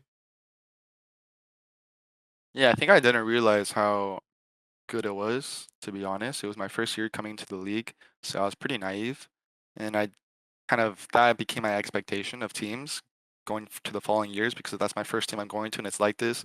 I won't really know how other teams are going to be like. I'm going to expect like it's the same. So I think that year I didn't really realize how great it was until I'd say maybe the end of 2023 to 2024. So I just think everybody was very committed, very hardworking. I'd say it's the same experience I had in Koi this year. I feel like in the future I'm gonna look back at this team and understand it was really a great team. Even now, though, this year I kind of understood that earlier on, which was my kind of not mistake, but thing I couldn't grasp when I was on EG 2022. I think both these teams there's a lot of similarities in that sense. So yeah, I'm just glad that I understood it and didn't take it for granted faster on Koi this year than I did in 2022. Yeah. And an interesting detail for me that I remember, like when I was doing the research, like looking at your Leaguepedia. I mean, you don't have to comment on this if you don't want to, but like one of the things I noticed is that Peter Dunn is listed as a coach for the regular split, and then in playoffs he's not. Why was Peter Dunn at that time? If you remember, maybe it's a detail that I'm just misremembering, but like, why was he not involved in the playoffs? I don't even it was just some like EG staff thing, to be honest. Like I don't know, it's just some dumb thing. So Were you dealing with a lot of dumb stuff from EG side? Because obviously, like it's completely an understatement. The complete negligence and fallout they had with the whole Danny stuff. But like, were you dealing with a lot of like executive bureaucratic bullshit throughout that year on that organization? I mean I'd say there is pretty questionable decisions what happened in 2023. I'd say in 2022, the staff I didn't really have or not the staff, the upper side of EG I didn't have too much contact with. And they didn't really they weren't too active. So me myself, I appreciated that because I just like when the team is mostly the players and the staff and we're just together because everybody knows their role and everything. I feel like sometimes when the besides the staff, there's a tendency they like to try to do a lot, which makes sense for them. But I think a lot of players don't really like that too much, same as me. So that's kind of something that I appreciated, which they didn't do intentionally. So for me, EG was pretty chill because just my team and I and the staff, it was only just us and we just did our own thing, trying to be the best we could. So for me, I didn't experience too much of that. So you didn't experience any like any bullshit. Well, there was bullshit for sure, but things that affected me directly, not really. And did you ever meet the Warren Buffet of esports, Nicole Lapointe, the CEO? Yeah, I met Nicole. I mean, she was always very nice to me. Um, I didn't see her too often though. She'd show up every once in a while. Fair enough, but you had like you thought well of her at the time, and you got on well. Yeah, for sure. I didn't have any problems with her at all. I thought she was always very nice to me. Okay, And interesting. then yeah, all the EG shit came out, and then it's like, oh shit, you know. So And you kind of presumably did that kind of. I suppose my question would be, when did you like really like when did your relationship with EG kind of like sour? Because presumably all the stuff with Danny, it's like, oh fuck, like you guys are completely to blame for this. At what point did kind of the beautiful journey that you'd been on be kind of soured in that way? I would say. I mean, it definitely left a sour taste in my mouth during the off season when I heard he's not going to play again.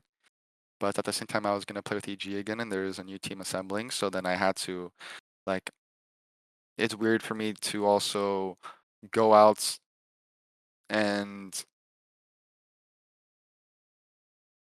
I didn't. To be honest, I don't even know exactly the details still what happened with the upper staff, or not the upper staff, I would say the upper ups in EG with Danny. I didn't know what I could have done better with Danny and what the team could have done better It's at, always it's but very interesting to me that you just immediately in this line of questioning are talking about what you could have done. yeah, because It, to be honest, I don't know. Like I said, the But staff and what? the But upper why? ups But why were do you? I suppose my question is what? Because so much of these interviews for me is about finding out stuff about people, and I feel like immediately I've learned a lot about you, and you're a lot more cerebral than I thought you'd be, and you're a lot more. You think before you speak, which is not necessarily a quality that I would have associated with you. But immediately when I'm hearing you speak about this, I'm very interested in the fact that you immediately talk about what you could have done, and I'm interested where that comes from, like this innate responsibility. when this is something that is so presumably far out of your control? Yeah, because to be honest, I know my experiences with him the most out of any other person, and it makes sense for me to control what I can control, which is only myself. And at the same time, since the upper staff or upper ups were not with us too much, I don't know exactly what's happened behind the scenes, to be honest. That's the fallout between Danny and the upper ups in EG, so I can't comment on that because it doesn't make sense for me to comment on that if I don't really know what happened, which is why I only know what happened between myself and Danny, so that's why I commented like that. But for sure, I mean, for sure they could have done better things. I don't know the details of what they could have done better, but for Danny not to play again the next year is crazy, right? So for sure they could have done better things. For me, my feeling was going into next year, I have a new team, and there's a long break in the off season because I didn't make Worlds that year to think about the Danny situation and everything that was happening. So then after a while, I had to accept that and focus on my new team. For sure. But I suppose the thing is, like, I don't think anyone is like. I hope you don't get the impression from my line of question that I'm like sort of demanding accountability from you in any way, because I don't view these things as intrinsically responsible to you at all. But it is very telling to me that you do take that responsibility. I think it speaks to a level of maturity and kind of innate, almost not stoicism. Stoicism would be the wrong word. But my question then would be, with all of this stuff going on behind the scenes, like, were you getting like in terms of like you're saying like you weren't aware of like what was going on with the upper management, but it's like a thing where like were you just assuming that it was being handled because obviously you presumably would have spoken to Danny at some point about stuff he was going through, and it would have been apparent that there were issues just from reactions to games and stuff like this. But I guess my question would be like how much of this was being like withheld from you, and how much of you was kind of just propelling forward in playing games and just focusing on what was next, assuming that it was all being handled. Yeah, I mean, I worked with Danny and I saw him on a daily basis, so it was easy to tell if something was off. But the most difficult part was, I think he was also good at not showing it, to be honest. And if something was off, it was very hard to know. I think it was hard to know until the final, like his last couple games and stage in the last couple days. I'd say before that, it wasn't as easy to know, to be honest, because he would act, he would have the same patterns and same similarities in how he acted. So, and also it was hard to make him open up about the problems he had. I think there was only a really a couple.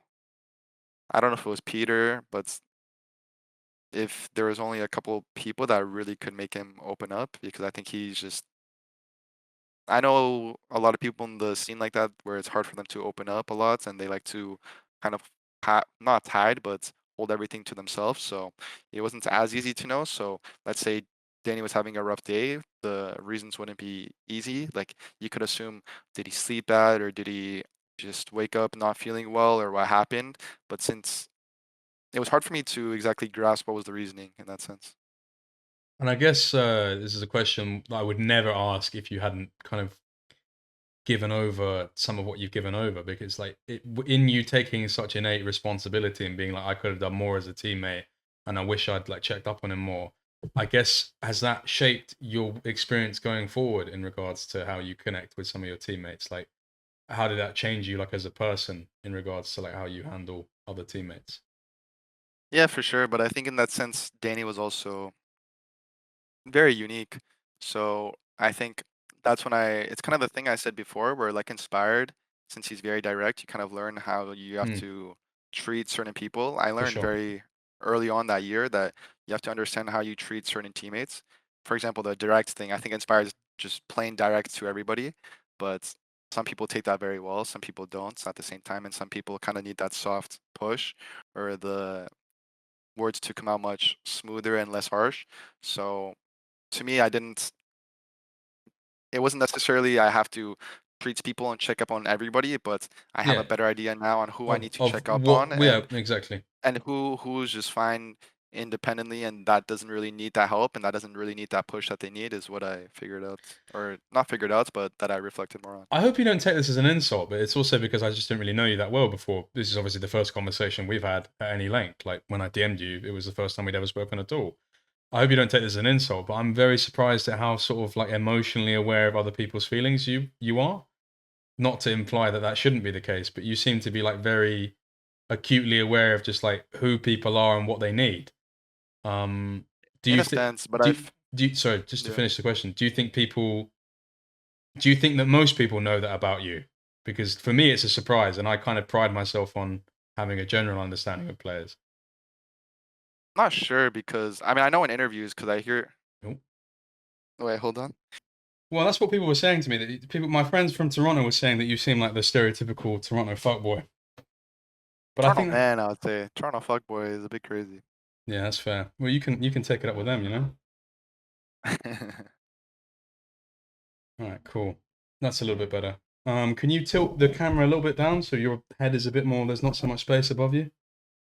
Like put the screen down. Yeah, that's better. Nice, cool. No, This, no, it's gone back now. You've had it and then it went back. Yeah. this. Okay, that's better. Cool. Right, we spoke about EG a little bit there. You obviously win LCS in your first split. You're part of like a rare club of people that are kind of only that won LCS or won their domestic region in their first split. But it sounds like to me, from what you were saying before, is you didn't even consider that that might not be an option. You weren't really appreciative of how great this team was at the time. Did you feel Yeah. like success was just guaranteed to you? Like, how did you feel about winning in your first split? Yeah, I didn't feel winning first split was that satisfying, to be honest. I felt like it was too easy because in the finals, I remember it was a 3-0 stomp, and then just we had so much momentum going up, starting from the TL with the Danny play, and then we just kept going. It felt like we couldn't lose. Obviously, it felt good, but it honestly didn't feel too good.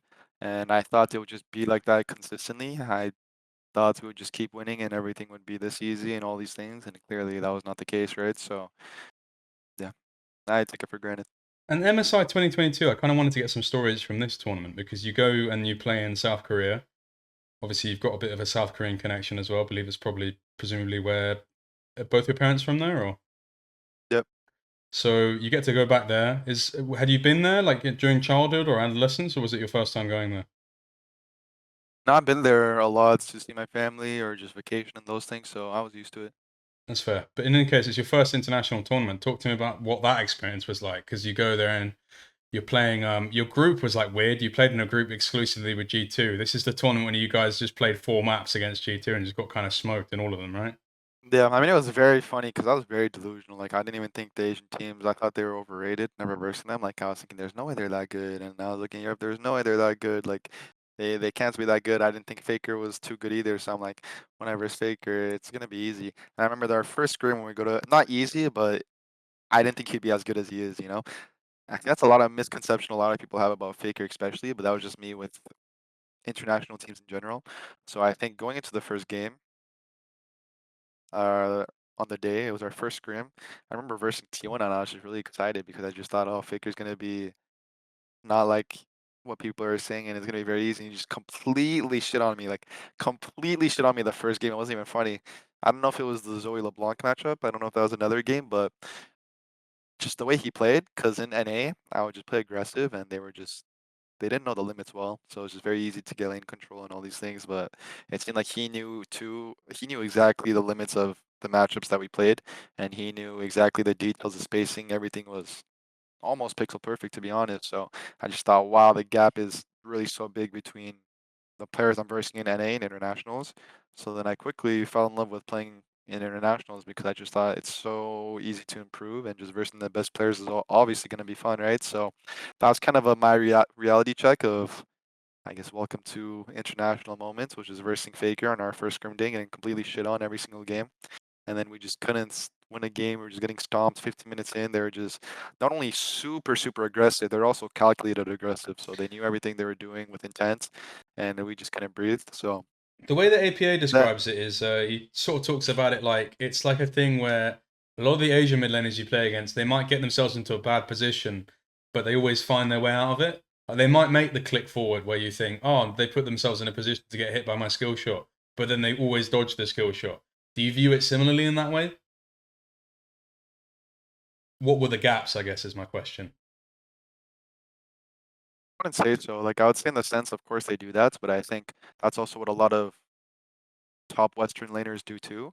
I would say biggest difference I saw is the detail on how much they know the matchups and the wave control and everything. I wouldn't say and it's also they're very patient too in that sense. I think that's the biggest difference. Not even in lane, but I do agree with the sense that um, they're very calculated and they know, and when they're behind, they know when to take that risk. So it might not seem like it makes sense to take that risk, but it does because it doesn't make sense in that moment, and they have to take that risk. Let's say to get back control.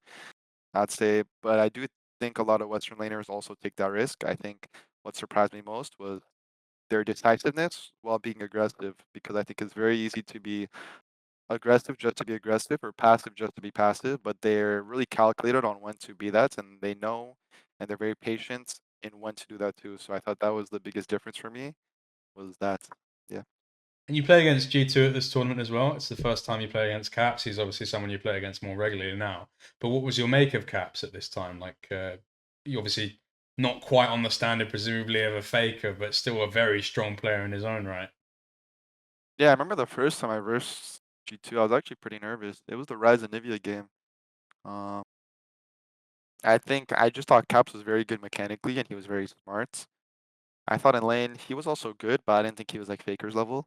So I just thought he was an all-around solid player, and I also didn't really have much understanding at all. So it just felt like he could get away with a lot.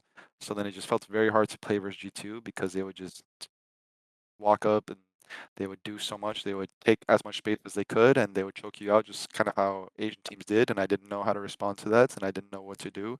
So I thought Caps was a very good player from versing him, and the things he was doing I didn't even understand. I mean, this year since it's been 3 years, right? And I improved a lot, and of course my game knowledge would increase. Everything is much more. I understand everything now, and obviously he's still a great player, but it's much easier to verse the top players now because I understand much more now. So I would say it was more of a shocker back then since I was so new to everything, but at the same time I also didn't think they'd be as good as they were, right? I thought they'd be pretty just decent, but nothing crazy. Was Caps a lot better than all the NA mid laners you played against? Of course. I mean, not even close. Because not only his laning is not bad, but it's not his strong point. But his laning is still top tier, especially in the West. But I would just say his creativity is no one in NA comes close to the creativity, I would say. And you would say that's still the case now? Yeah, I feel like the European mid laners, besides Caps, and I guess if you include me now, I don't know if I'm considered a European mid laner. Now we accept you. You're one of us now, buddy. I I think was I Vladdy was had a I lot was of on I was on the fence, but I'm willing to accept you now after speaking to you. I think Vladdy had a lot of potential in Winter Split. I still see he's very young, he has a lot of potential too. But I think after me Caps, um, I don't see. Yeah, I think he's still at the top. I feel like it's always been like that. Just Caps has always just been the best European mid laner by far. And then after that, they're still good, but they're nowhere near close a level to him, I'd say. Interesting. And then I suppose just to round out this EG year and this MSI year, suppose firstly talking about EG, what are like some of the funniest stories that you can remember? Like what are like the I always like kind of my appeal that I like is I like hearing these like stories that maybe people haven't heard before. If you can remember any from this time, be it like an anecdote with Danny, an anecdote with Impact, Inspired, even like what were some of the crazy stories that happened during this time? I think, honestly, internationals when we went to Worlds and we 3-0'd Mad Lions was just so fun. There's a lot of funny international experiences actually. I remember in when we took a game off T1. That game was completely, if you watch the game, it's completely unwinnable. We're down, they're winning all 3 lanes, they have all the pressure everywhere.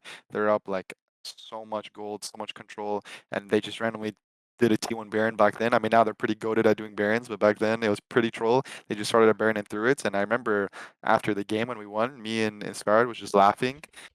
Like we couldn't believe our eyes because we just beat the best team in the world for them just doing the most stupid shit. So it was just too funny to us. And then I would say that was just the most surreal moments because that game was completely unwinnable too. And then of course I look up to Faker a lot, right? He's the greatest player of all time, and being him in that fashion was just very funny to me. I would Talk to say, me when you beat him and you went for the handshake. Like, what was that like? What was the look on his face? I mean, I feel like very composed. I feel like Koreans usually always have the same composed face. You know, there's not many Koreans that really show much emotion, I'd say, usually.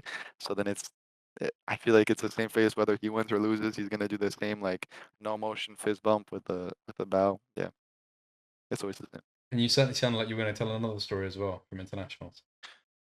Yeah, I think when we 3-0'd Mad Lions, I was also because that was before NA was beating EU consistently until this year, because now or That until was this Worlds, because in now some ways, that was the first tower that was hit. yeah, in a sense because That was our 9/11. exactly because I mean besides Worlds with G2 beating FlyQuest, from there and if you're like NA started winning more, so us kind of being one of the first to beat EU in that fashion. Because I remember at that time there was like some people thinking it would win, but the main thought process was, oh, Mad Lions should win this pretty easily. Blah blah blah. Europe is better. All that. So then I remember we 3-0'd them, and it was like complete stomps, and it was just too funny to us because it just felt. I mean, no disrespect, of course, but it just felt very easy, and it felt like um weren't even versing an international team. So then it was just funny with how the reactions were and how the consensus was in this matchup. I think the whole team just found it very funny, and then we got to advance, and of course 3-0 EU and eliminate them, which was a great feeling back then. So I just thought, Inspired at that time described. He said El Yo-Yo was playing with 4 bots, didn't he? Did you feel similarly? what was the roster? It was, That would have I mean, to be been. honest, that match, those series, I was just, I mean, he's in a jungler perspective, so I understand that. But I felt like Nitsky was playing pretty decent until he choked it, to be honest. I think game one, it was a Victor Salas matchup. I think he played the game actually pretty well. But I remember when I locked in sets, I could tell they all just lost their mind. I don't know why. Like, Nitsky just lost his mind, and then the whole enemy team just lost their mind randomly. So I'd say that was probably the funniest game. But I didn't feel like they were a bad team. I just felt like game one was actually pretty close. And then game two, game three, they were just completely choking. I think they just were completely choking, underperforming. So I think we got into their heads. So yeah, I wouldn't say the other teammates were bad, to be honest. I think they were all playing fine. And from any of these like first 2 internationals, did you have any of these like kind of? It feels like every player I speak to, like even for me, like when I went to MSI for the first time, I remember being in the room with Faker the first time, or just like small interactions. I remember like for me the funniest thing at MSI was when was it Rainbow Seven played BLG, and I saw they made players like sit. They made players sit together like in a corridor. It was in the arena in the Copper Box in London. And in the corridor where the press area was, they would just make them sit in chairs while they'd wait for interviews. So Bin Yeah. was sitting next to Bong. So it was Bin Bong, Bing Bong. And then like just you remember Bong, like he's like the Korean guy with just the massive fucking neck. Yeah, It was just the funny yeah, I remember. it was the funniest thing to see. So I suppose do you have any sort of like weird encounters that you experienced in this time? Like do you ever run into an elevator with like Chovy or Faker or someone like this? No, because usually my experience, like in that fucking room where everyone's just sitting waiting for their interviews, usually the Asian players are just on their phones. I noticed a lot actually, especially the Korean and Chinese players, they're like really dopamine addicts. They're just on their phone 24/7. That's what I noticed. So whenever I sit there or like my I mean, it is this generation, right? Even me too, but I feel like they do it so much. Like there's I remember at Worlds this year. Was it MSI or Worlds? I don't remember. But it was at MSI maybe. There's like we're all in a hotel, all the teams, right? And then there's a gym. So then you see a lot of the pros at the gym. So then I remember I wasn't there, but I heard my performance coach and I think Supa, they were working out at like in the morning, and then they saw Bin, and he was just on the treadmill, right? He was walking, but then while he was walking, he was just holding his phone, scrolling on TikToks while he was walking, and I've never seen that before, so I just thought that's crazy. So to me, yeah, what I noticed is they just really like their phones and they're just on it all the time, no matter what. So that's what I noticed. Yeah, that's completely crazy. I'm trying to remember what I was Yeah. I'm trying to remember what I was going to ask based on that. But yeah, wow, you've thrown me for a loop there. That is wild to hear. Oh no, I was going to tell the story. Yeah, this is completely true. I remember I did an interview with Pays at Worlds 24 when he was on Gen G, and the translator Jason was like late by like 5 to 8 minutes or something. So I was just in the room with him. Like they'd sent the player in already. I was already there, so it was like I was just like talking to him, waiting for the interview to start. And at some point, like we make small talk. He doesn't really speak English that well, so it's like broken like back and forth English. And at some Yeah. point, he just like brings out his phone, and his phone is actually like 4 times bigger than his hands. Like he's not like the biggest guy. So he's just got this massive phone that may as well be like a fucking iPad, and he's just watching the broadcast while I speak to him. And like I'm asking him like, oh, what do you like? I was like being like, I was like just trying to make small talk. I was just like, oh, what do you think of the Yeah. draft? And he would just like look at me and nod, and then just keep watching. Yeah, it was, he it for was, sure doesn't understand. He yeah, doesn't it know. was so fucking funny though, because it was just like, oh, the idea of him being in a room and like speaking to someone, even if he can't really talk, like the idea of like doing that for 3 minutes, he just was immediately Exactly. on his phone watching the game. I respect it, Yeah. like it's the grind set, but you're not wrong. Like whenever you see any of them, like in the little waiting rooms as well, like it's immediately on the phones as well. Yeah. I never really had like a crazy encounter with them because it's usually they're just scrolling. It's fair, but you can speak decent Korean, right? Yeah, I'm fluent in Korean basically. Is this like the No, I Spanish? can. I can understand some Korean because my parents talk to me in Korean, but I can't speak much Korean. Fair. So if you wanted to speak to Faker, you wouldn't be able to just be like 안녕하세요, like I mean, I Faker can say like Faker really Faker Hyun. basic. I can say basic phrases. If he talks to me, I can understand what he's saying. But if I want to go in depth, I can't talk now. Yeah. Well, so if he said to you, listen, Jojo, you've just left C9, it's the off season, we want you for T1 Academy, you wouldn't know if he was saying that. I would understand that. I'd actually Oh, understand that. because you speak the money of language, presumably. You speak the money of the language of money, presumably. I mean, if it's a T1 offer, then yeah, for sure. I'll Cool. just understand. I suppose that brings us to the end of EG, and I have to ask the question then because it's about Inspired. Whenever Inspired talks about you, the funny joke I told yesterday, because I was watching Basil watch the FlyQuest video, and I called her afterwards to like say what I thought about it. In the way that Inspired talks about you, Inspired talks about you the way that I talk about my ex. And I wanted to know, like, because then I presume my ex doesn't care about me. I still love my ex. It's like a thing of like, is it a two-sided thing for you? Like, do you love him as much as he loves you? Because the way he talks about you is like, I want to play with Jojo again. I miss Jojo. Jojo's so great.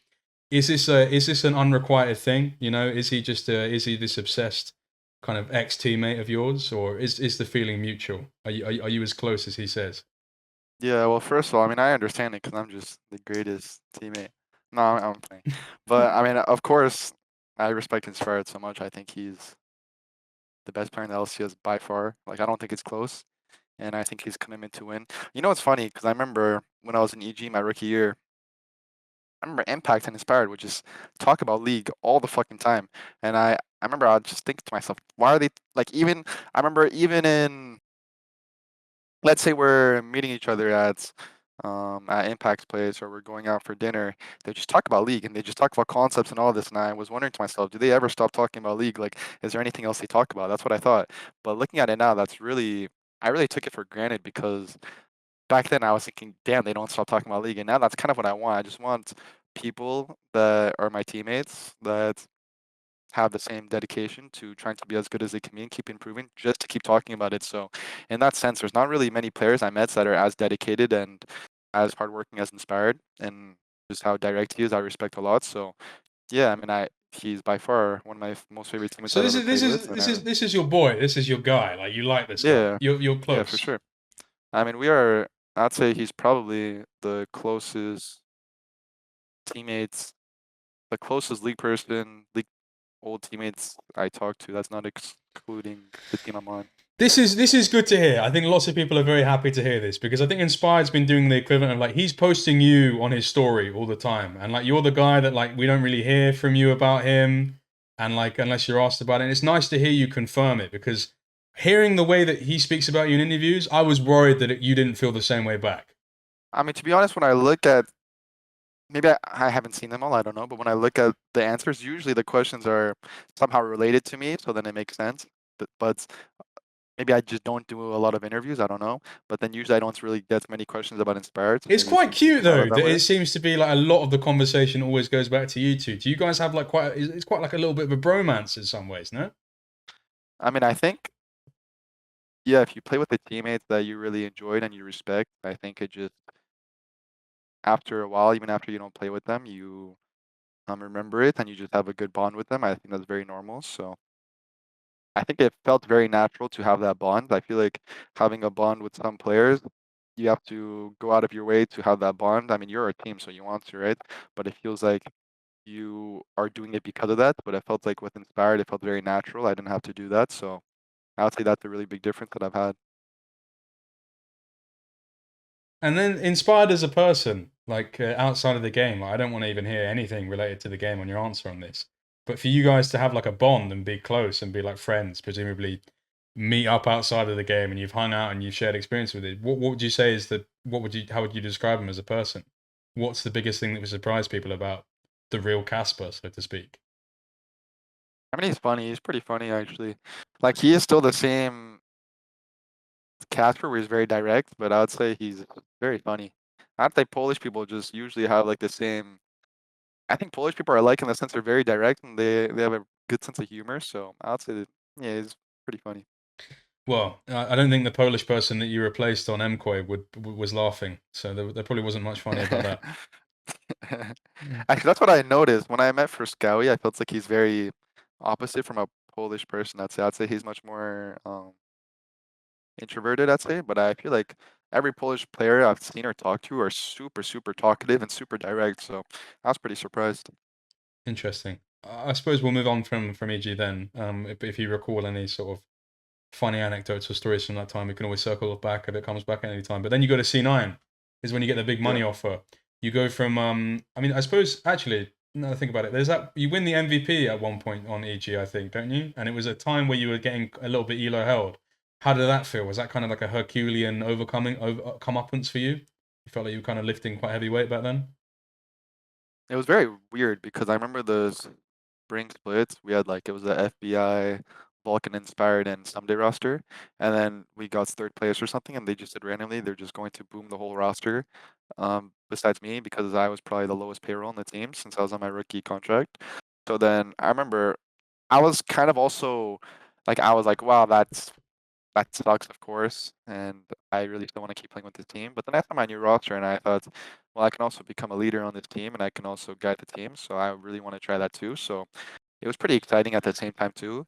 And my team were maybe on paper they didn't look as good as my old team, of course, but they were all very good and very dedicated too. Like I really enjoyed playing on that roster too, especially Revenge was a very hard worker.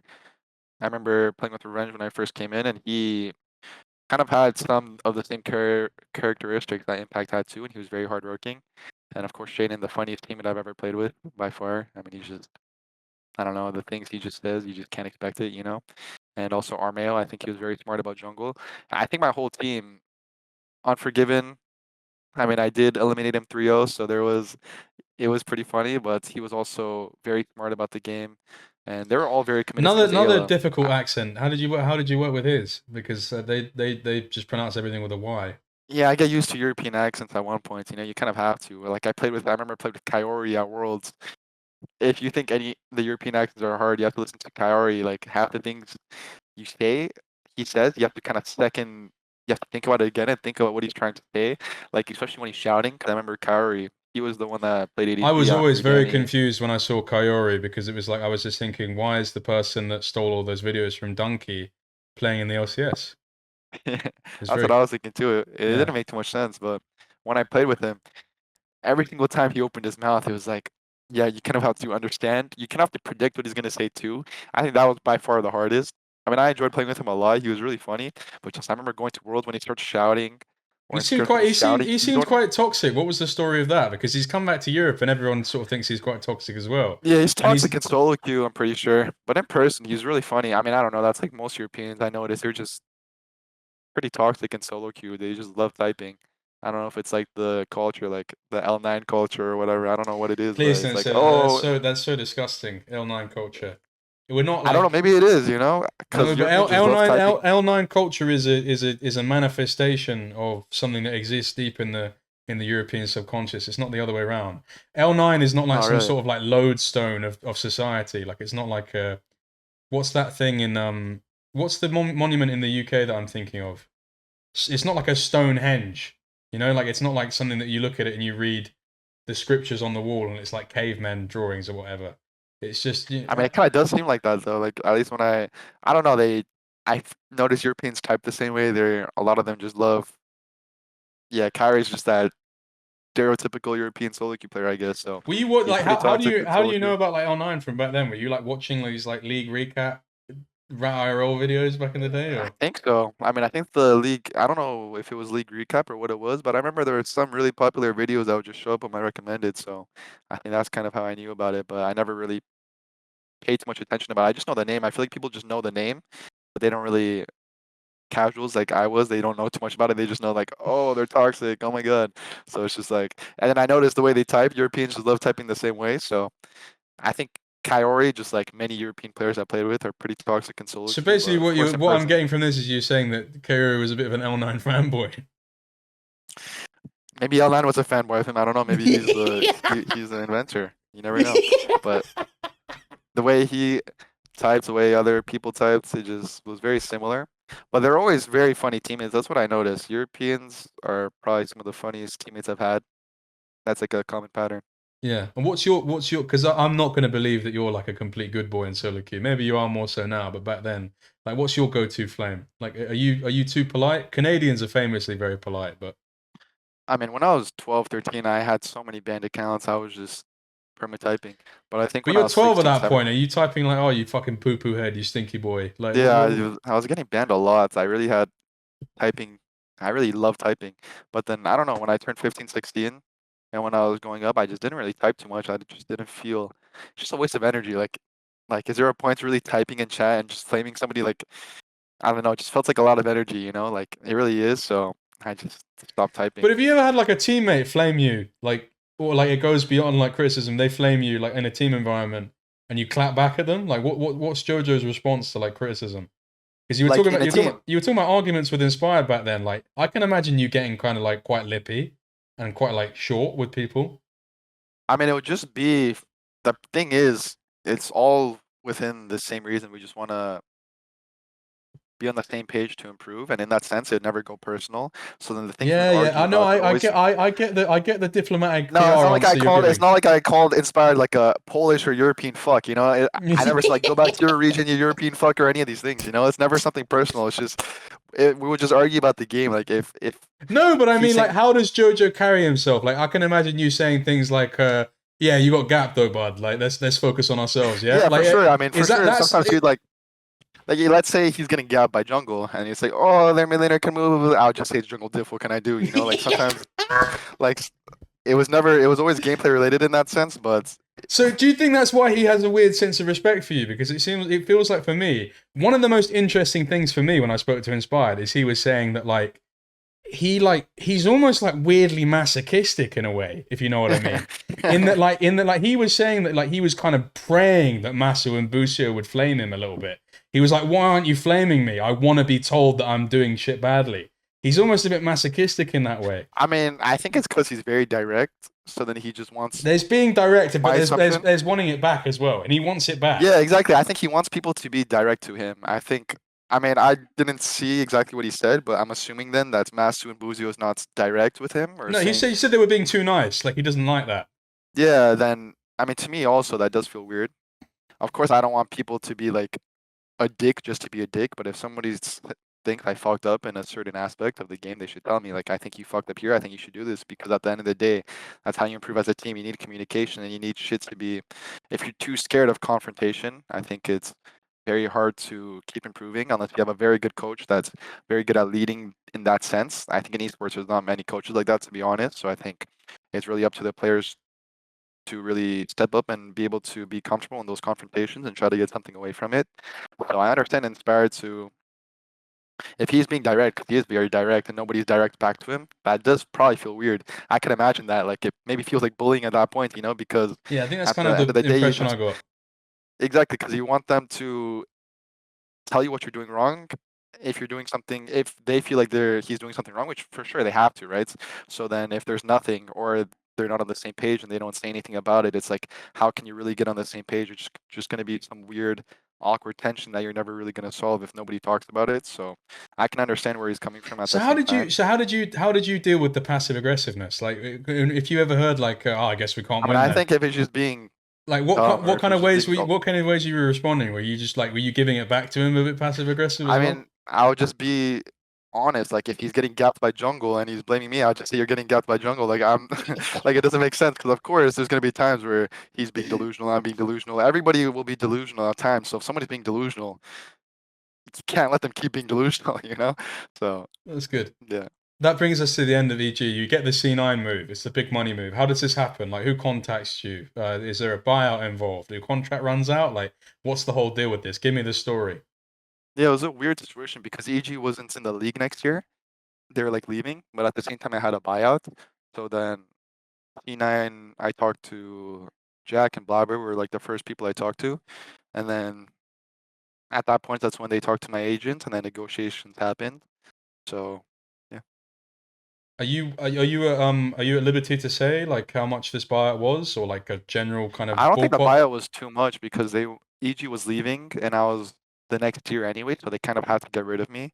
So like negotiation wise, they don't have much leverage, I'd say, because they're leaving the next year, you know, so I'm not gonna play with them anyway. So I don't think the buyout was too big. What was the, if you give me a ballpark estimate, because I think we heard the River to Dignitas, River to, when we interviewed Anira, does anyone remember what River to Dignitas was? I think it was like it was like more than 500k, I think. And that was in, That's crazy then. No way. It was for sure less than we're talking like 500K. 100, we're talking like 100 Gs around there.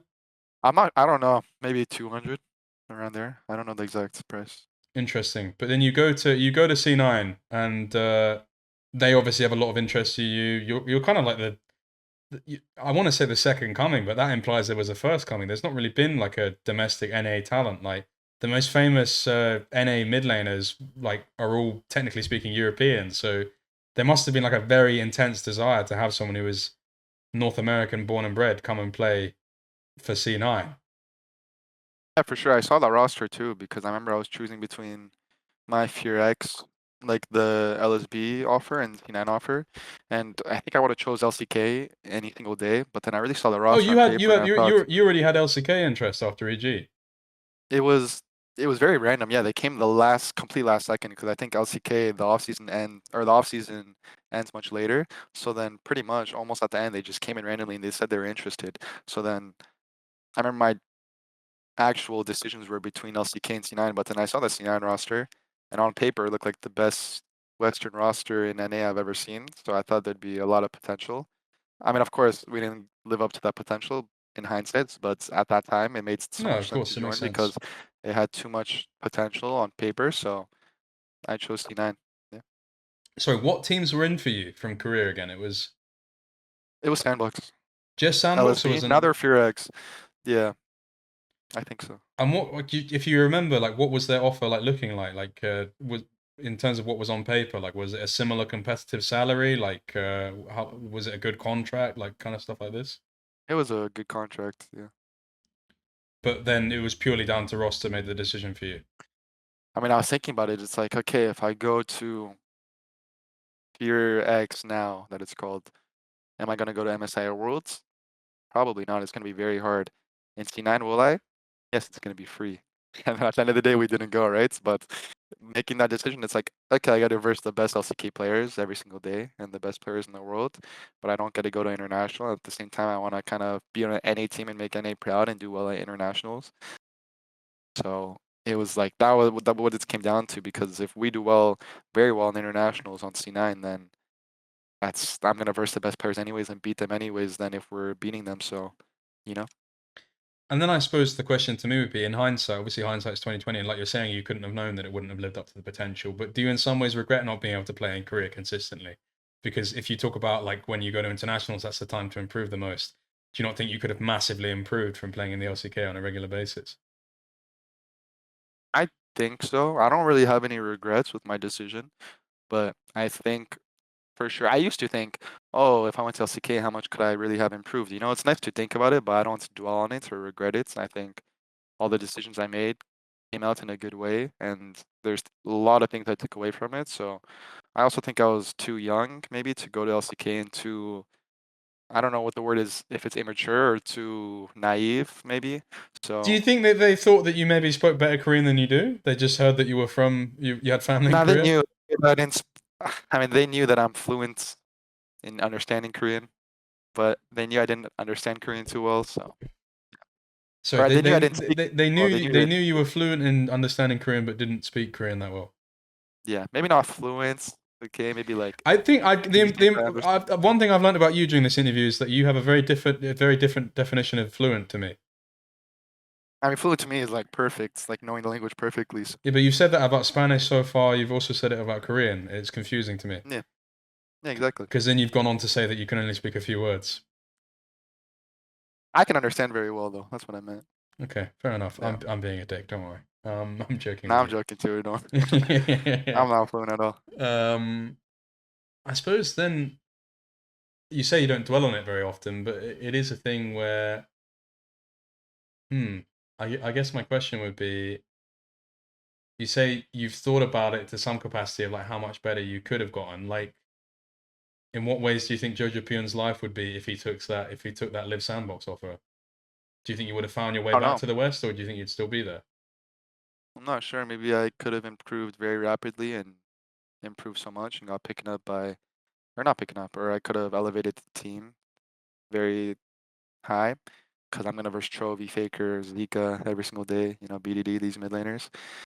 At the same time, I could have also mental boomed and been alone in Korea and shit could have gone bad. Zeka, isn't it? It's not Zika. Zika's the virus. I'm pretty sure it's pronounced Zeka. I call him Zika, but yeah, it's Zeka.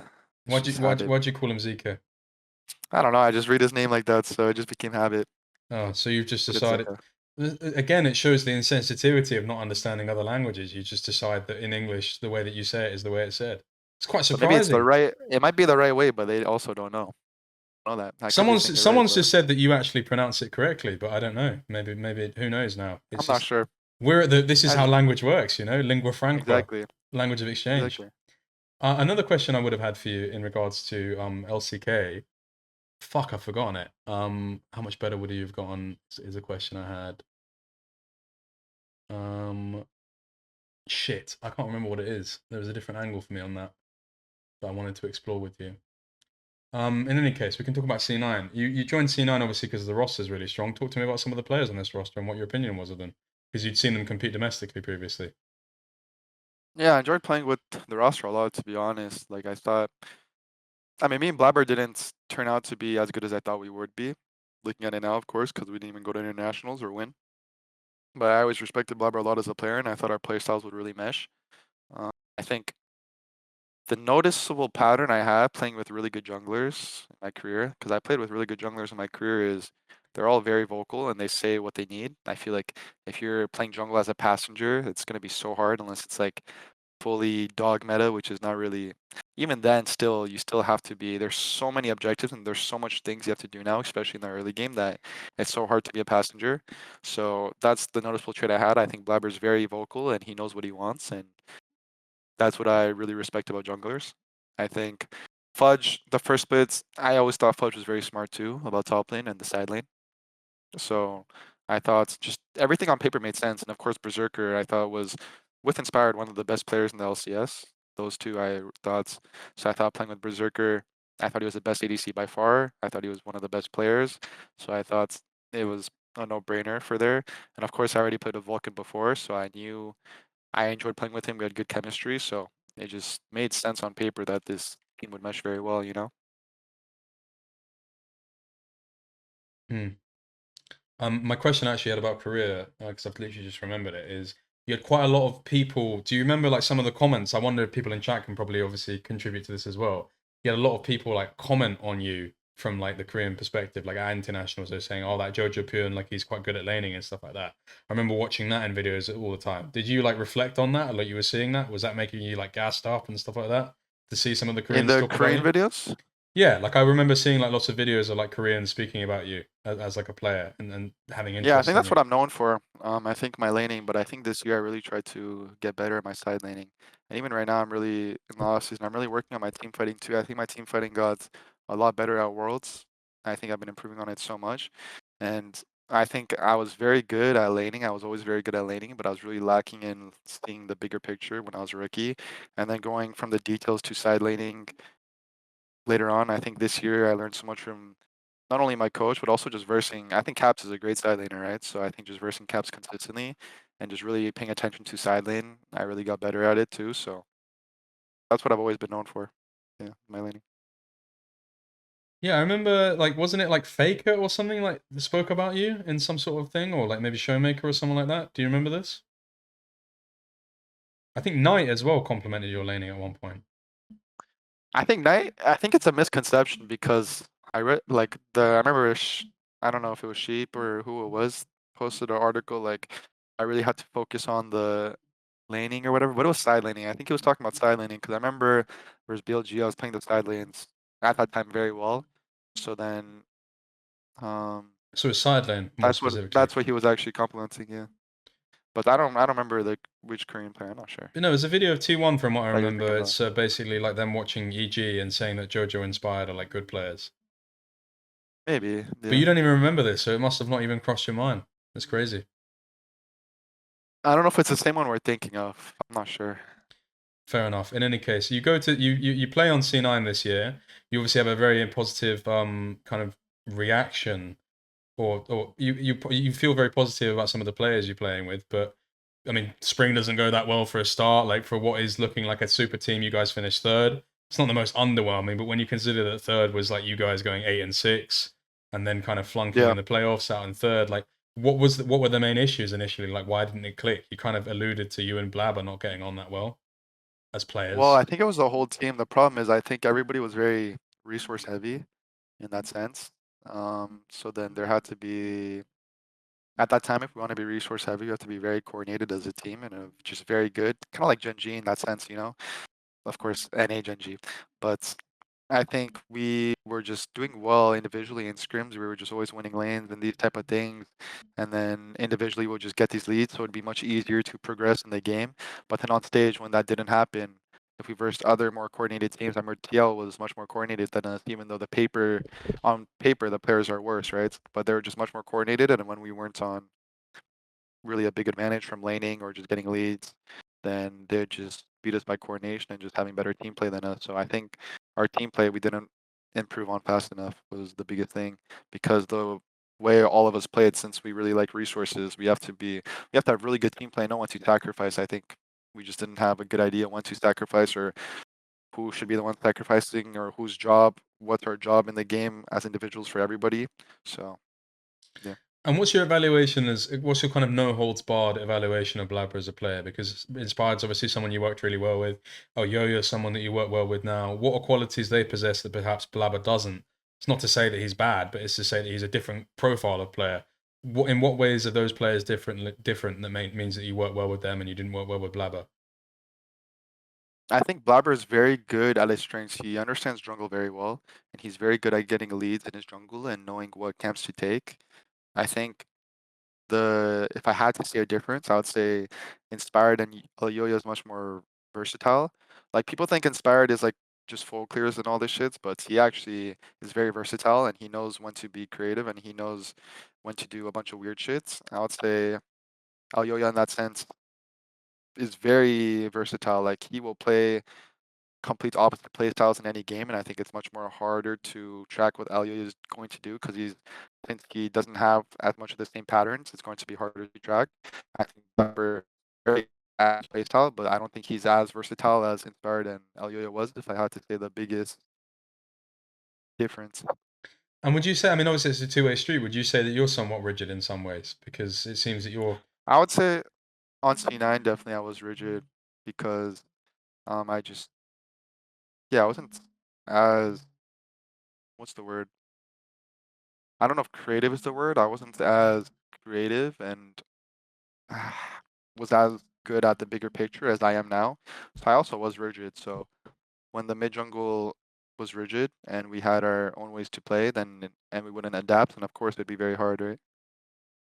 absolutely, and then that obviously bleeds into other issues. That split famously in the first one you play, you guys lose to TL 3-0. How did you feel about APA as a player at this time? Because he's kind of having his come up then, and you guys basically handed him a one-way ticket to the final. And I Yeah, I remember back thought then a APA. general feeling like, especially like someone like Jensen, I remember as well was saying like, "Oh, this guy's trash. Like, why is he speaking so much?" And even APA like branded himself on like, "You're so bad. You just lost to APA." How did you feel Yeah, about him at that time? I mean, at that time, I remember they were playing Harry in TL, and I remember when APA joined, the team really elevated. So he really brought the team up. I think he has a very unique gameplay style. So the first year, even second year when he was in the league, it was very, what's the word, annoying to play against him because he just played so differently from everybody else. So I really respected that about him because he has his own gameplay and way of playing the games. I think he knows his strengths and weaknesses very well when I watch him and understand him. So I think he plays towards his strength. So that's what I respected a lot about him. And also he liked to trash talk like how I like to trash talk, so it was really fun versing him. When you trash talk, like what are your some kind of favorite trash talk memories from your time in NA at least?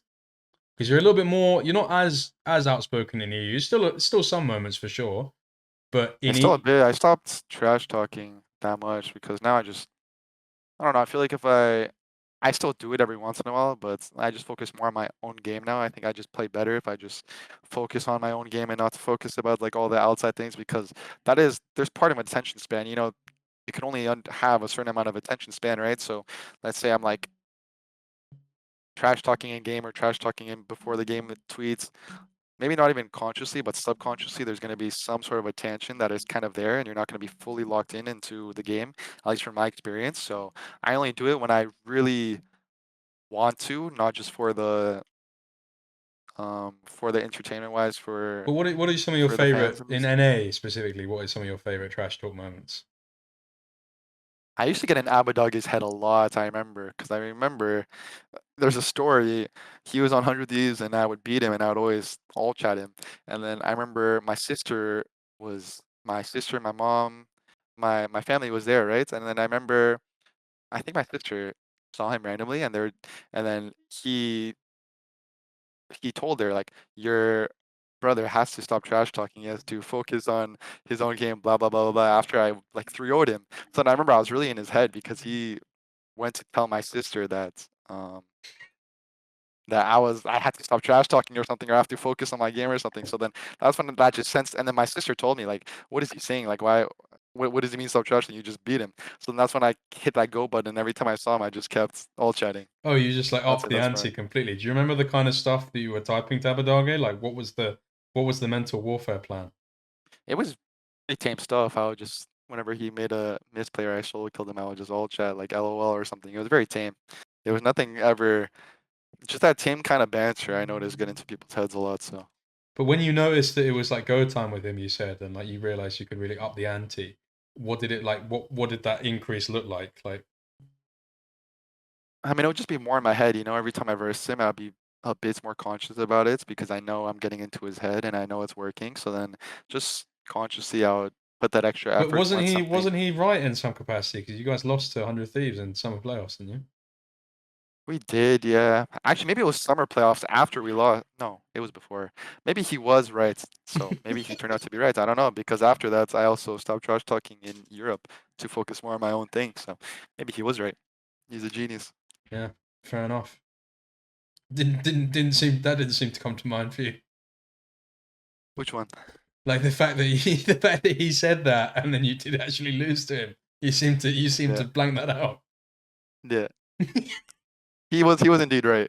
I mean, I did blank it out because I think that series, I don't even remember if I remember that series was free. When I still see Inspired, he still tells me to this day, like, that series, it was an Ari game, I think. I was playing Ari, and then there was this team fight, Rift Herald, maybe at like early, and then somebody was 1 HP, like Gwen was 1 HP, and I didn't charm him, and then I charmed somebody else when he was 100% dead, and then if I charmed him, the team fight was won or the skirmish was won. So he still brings it up to this day, like, bro, Versus 100 Thieves, this series was so free if you blah blah blah blah blah. So I remember that series clearly now. Yeah. That's a very funny perspective on that time. Yeah. But yeah, this is spring is where you guys don't make it out against TL,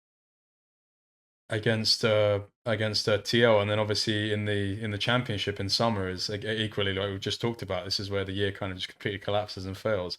What would you say? We obviously talked about the lack of synergy between mid and jungle, but what were some other problems you kind of alluded to? You alluded to the fact that it was like all players were kind of quite resource dependent, and there wasn't like harmony on the map, so to speak. Yeah, I think so. I think we just weren't. aggressive enough. At times we should be aggressive. I think we didn't take enough calculated plays because, like I said, in scrims, if everyone is just winning their lane and jungle is also getting ahead naturally, then it's gonna feel really smooth to play. I remember we always had a 2-3K gold lead just at 20 minutes just by doing nothing, right? And then that becomes a pattern because okay, if it's working in scrims, there's no reason to change it. But then in playoffs, if that doesn't happen, or we're not working on the team play like we should be doing because what we did was working, then we won't be able to evolve as fast long term. Because short term, yeah, if you're able to get a lead in every lane and jungle's winning, of course it's gonna be easy, but that's not consistent. We didn't do that consistently in playoffs, so then team play wise, we just collapsed in that sense. I'd also say I underperformed a lot versus 100 Thieves to go to Worlds. I Yeah, think this 100 was this Thieves, was a time where a lot of your individual performance was kind of falling off a cliff, right? Like I remember like quite a yeah. few like I really mean, I dodgy think, Yone games, for example, like stuff like this. yeah, I think for FlyQuest to go to Worlds, I played the series pretty well until game 4, like or game no, was it game 2? Like something random, like Soul was happening, spawning, and then I remember I died in mid or something on Corki, and then they won the game with Ivern, and then it kind of snowballed from there. But I think I was playing fine until the 100 E series. I think I really dropped the ball. I think I don't know. I think that's the first time where I felt like I actually choked in that sense. So then, in that sense, it really felt like shit because, of course, this is the team that was supposed to go to international, be a great team and everything, and I felt like I choked. So yeah, I didn't feel good at all. Absolutely. And I wondered if we could talk about so many people kind of talk about these systems at C9 and some of them like it seems like really rigorous and available for them and they slot right into it. Like Inera mentioned that he like wanted to go to the Navy at some point, so this was like no different to what he wanted to do. APA talked about how he like wrestled in high school, so like the stuff that he has to do at C9 was no different. But in terms of like this kind of like more like rigorous structure in terms of C9, was it different to what you'd experienced previously? Was it difficult to adapt to? Yeah, I would say the environment was it was the opposite from EG because I felt like EG, like I said before, the upper ups weren't really there. It was just the team and the coaches. So then if it was, it's like we had too much freedom. I would say it's too much freedom. We would just show up and we would do scrims and shit, and then after, but there was no, we would just do whatever we did on our own. So then I became really proficient in trying to improve on my own, and then I would just find ways how I can keep improving with myself, with the team, just us and the coaches, and have our own schedule for our own things. I think C9 is the opposite. There's really a set schedule. I think a lot of players also like that. So I think it just depends on the players. Like we'd wake up at a certain time, like 8:55 maybe for a workout, and then we'd Jesus. have Yeah, I'd be gone in the first week, breakfast. mate. I mean, and once you get used to it, it's pretty nice. But at first, I mean, it was pretty hard always. But I understand team wise and just workout wise. We'd wake up, workouts. We'd have 30 minutes or an hour to shower, lunch, meetings, scrims. Like it'd be very structured. So then to me, I was so used to the EG of having no structure and kind of doing your own thing with your team and then whatever and trying to get as good as you can with your team. So I didn't get used to the C9 as fast enough. And yeah, that's kind of the biggest difference from going from EG to C9, I'd say. Are you someone that like needs spontaneity and fun as a player? Because it's like one of the we have the same thing in EU with G2. G2 and C9 there's a lot of like parallels in terms of like what they're attempting to do structure wise. And a lot of the times, like when I speak to someone like Mickey or I've spoken to someone like other players, it's a thing where they're like, well, yeah, it's great to have this, but like there needs to be room for like my own spontaneity and kind of like fun. Are you someone that kind of requires that as a person?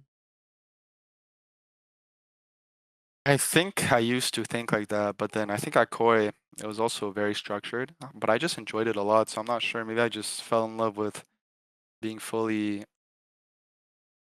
doing everything I can to be the best I can. Like at Koi, there'd be so many days I'd come to the office I mean, pretty late. I'd come like the schedule is much late. You scrim later, so we'd come to the office at 11:30, 11, and then we wouldn't leave until midnight. It's like we'd go scrim, and then we'd review. I'd do individual review with my coach for like an hour or two, and then I had a workout I had to do with the team, and then I had a bunch of shit. So it was structured, but it wasn't strict timing. I'd say is a difference. Like I worked out every single day. I did things every single day because I wanted to. I didn't feel like I was forced to. I would say is the difference. Like I felt like You felt maybe on forced. You C9, you I felt felt forced like I to. was forced and it wasn't because I wanted to do it. But then on Koi, it's not like I was forced to do it. I wasn't forced. Like let's say if I didn't want to work out, I didn't have to. No one would force me. But I just wanted to. At that point, I just wanted to. No one was telling me to, It or any of my sounds like team you. would It just. sounds like you bought into the culture at Koi more out of a choice rather than C9 it being a thing where it doesn't sound like necessarily you bought into the culture because you wanted to. Yeah, I'd say so. Maybe I think I enjoyed it more at Koi, to be honest. I'm not sure why exactly. I enjoyed it more, but I just enjoyed more that I'm doing these things because I want to, in a sense, at a given time, maybe is the difference. And there's a whole, I'm going to ask you a difficult question now, but we're friends. I feel like we've spoken enough now. I can imagine us going out and having a drink and revealing all sorts of kind of secrets about each other. There's a big rumor that you had some sort of like bowel movement problem at C9, and this was like a big problem for you in terms of like making it to meetings on times. Do you have like some sort of like upset stomach or like, I don't know, like Crohn's or some sort of Bro, I intestinal think problem? NA food just fucks me up. I don't know why. When I go to Europe and I eat even Korean food, to be honest, because I remember in Europe, bro, I feel like I have I feel so healthy and I feel so clean and I have no problems. But whenever I'm back in NA or I order food or I go to restaurants and shit, I don't know what the fuck they put in the food in North America, bro, but the the food just fucks me up. So Because yeah, I did have this was a rumor about you that apparently you were just like yeah, I mean it shitting wasn't yourself all the time. Like, no, it wasn't that bad. It's just like whenever I ate spicy food or whenever these things, then I would have to use the bathroom. But it's not like, oh, I'm shitting myself. I can't control it, that type of thing. No, it's just like the food was just it didn't make me feel as sharp, and it because also I've didn't shit make my body myself feel as an good. adult man. Like that's happened to me. Oh shit. Do you know? Do you want to hear the I story? mean, Do you want to hear the story? I don't know if I want to hear the story, to be It's a honest. great story. Let's tell it anyway. So I woke up in the middle of the night when I was about 20 years old, 21, 22, mate. No, 21. And basically, you know, have you ever had the thing where like your foot falls asleep? You got like pins and needles. That's what they call it Yeah. here. So I woke up from the night. I had like maybe a curry on that night, like in the evening before. I woke up at this is like 4 or 5 a.m. And I woke up. One of my feet is asleep, and I really need to go to the toilet. So I'm hopping. I get up and I hop. I open the door. My room is here on the same landing on the same floor as the toilet. So I'm like hopping there, and I get to where the door is, and I'm like, okay, cool. Let me just like maneuver myself. I'm using one leg here, and I go to balance myself on the door, but there's no lights on because it's 4 a.m. And I go to balance myself on the door, not realizing the door is open slightly. So as I go to balance myself on it, I go falling through the door, and I basically just fall over. I smack my head on the toilet bowl as I fall down. Luckily, don't become unconscious. And then because I've done that, I just basically just shat myself.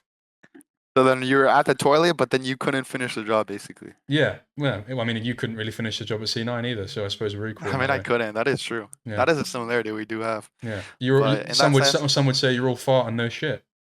I think I am because I never had that experience. There is some experiences where you have to gamble. Like there's a fart coming on, you're like, oh shit, is it a shit?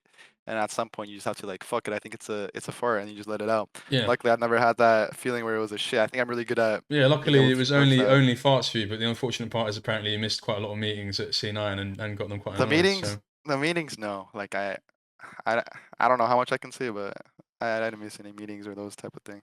So I guess my question to you, and you can navigate in whatever way you want, because I assume from your answer there's some difficulties potentially in sharing it.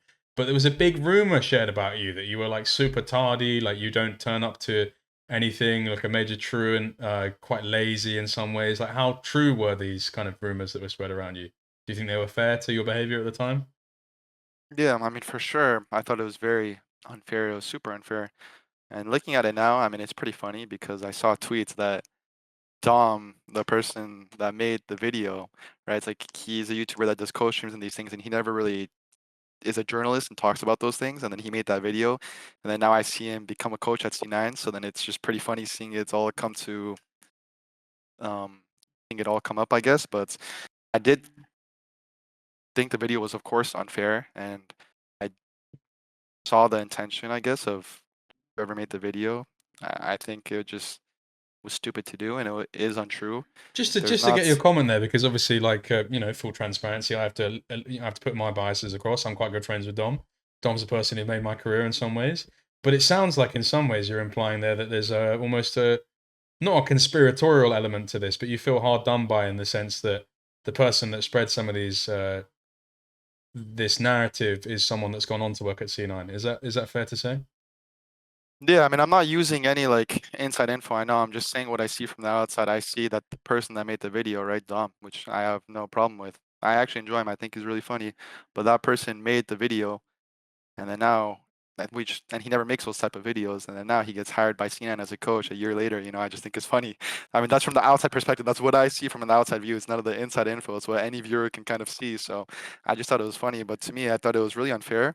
But to me, I also think it was one of the best moments in my career in that sense, because even though those things weren't true and they were very,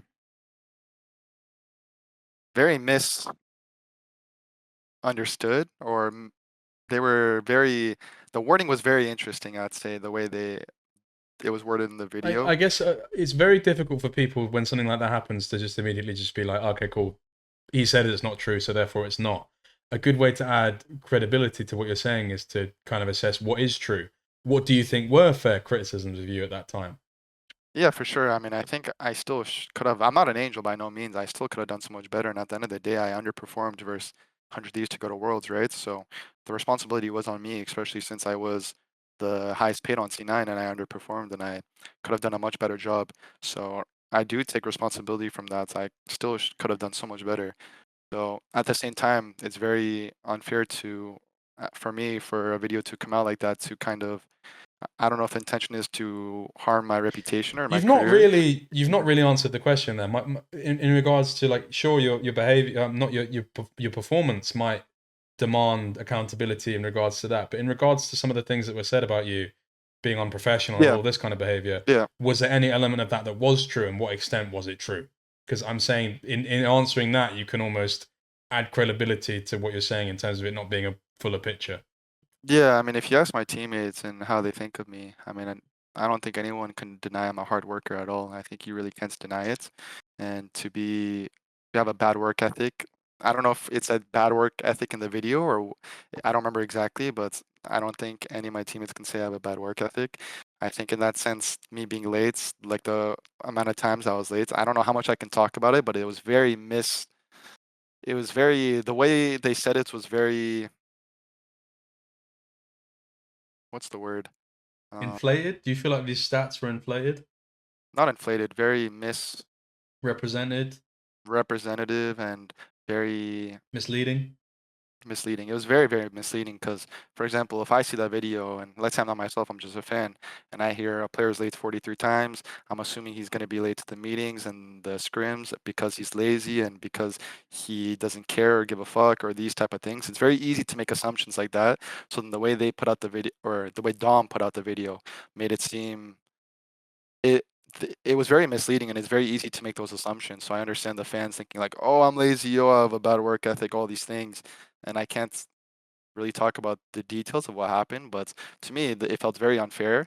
So at the same Did you? time, How did it feel to be in that position? Because like you're saying there, you're in a position where these things are being said about you, but you presumably can't respond. It's like an awkward trait of some of these interactions where like there's still contract staff, presumably maybe I'm not saying there is, I don't know this, but maybe an NDA of some quantity or quality. How does it make you feel? Kind of, it's this weird thing where you can't really talk about it and you can't really respond to the slander on your name. yeah, I mean, I've accepted it at the same time. So I also took away the good things I could about it. Like at that time, it is true though. I still could have been so much of a, I could have done so much more. So I just focused on what I could control. So I think that video, yes, it was the biggest low of my career, but then at the same time, it became one of my biggest highs because that's when I really started reflecting the most and thinking the most of what I should have done better, and I held myself accountable because I still should have done more on C9 at the end of the day, and the result we got should have never happened if I did some things better. So I just try to turn it into something I have to improve on, and I really shifted my mindset. So I think at the same time, it was one of the best things that happened to me, even though it does feel bad in a sense that I can't talk about it. I really got a lot from the experience in general. So honestly, I have no regrets. It's one of those things where it's like I'm going to throw out a softball here, and you can answer it if you don't want to. If you can answer it if you want to or not, but there's a lot of talk at the time of kind of the amount of money that was being paid for you in regards to salary. Do you think this was a contributing factor to your departure? The fact that you didn't perform compared to how much salary you're on, for example. Do you think this made a contribution to your getting you out the door? I mean, I didn't get fired. It's fake news. Like, I wouldn't have. Um, I don't know how much I can say exactly, but I didn't get fired. I was, uh, yeah, I was offered. Like, I could have stayed in C9 basically, but I chose not to. Okay, and again, because I'm very aware of the fact that you're trying to make sure you don't get yourself into trouble, and that's not my goal to get into trouble. So please don't feel that you owe me an answer in any way. But when you talk about the fact that you could have stayed but you didn't, was that motivated by? And so what was that motivated by? The fact that you chose to leave. Berserker, I thought was the best player on the team, and he was leaving to go to LCK. So to me, it didn't.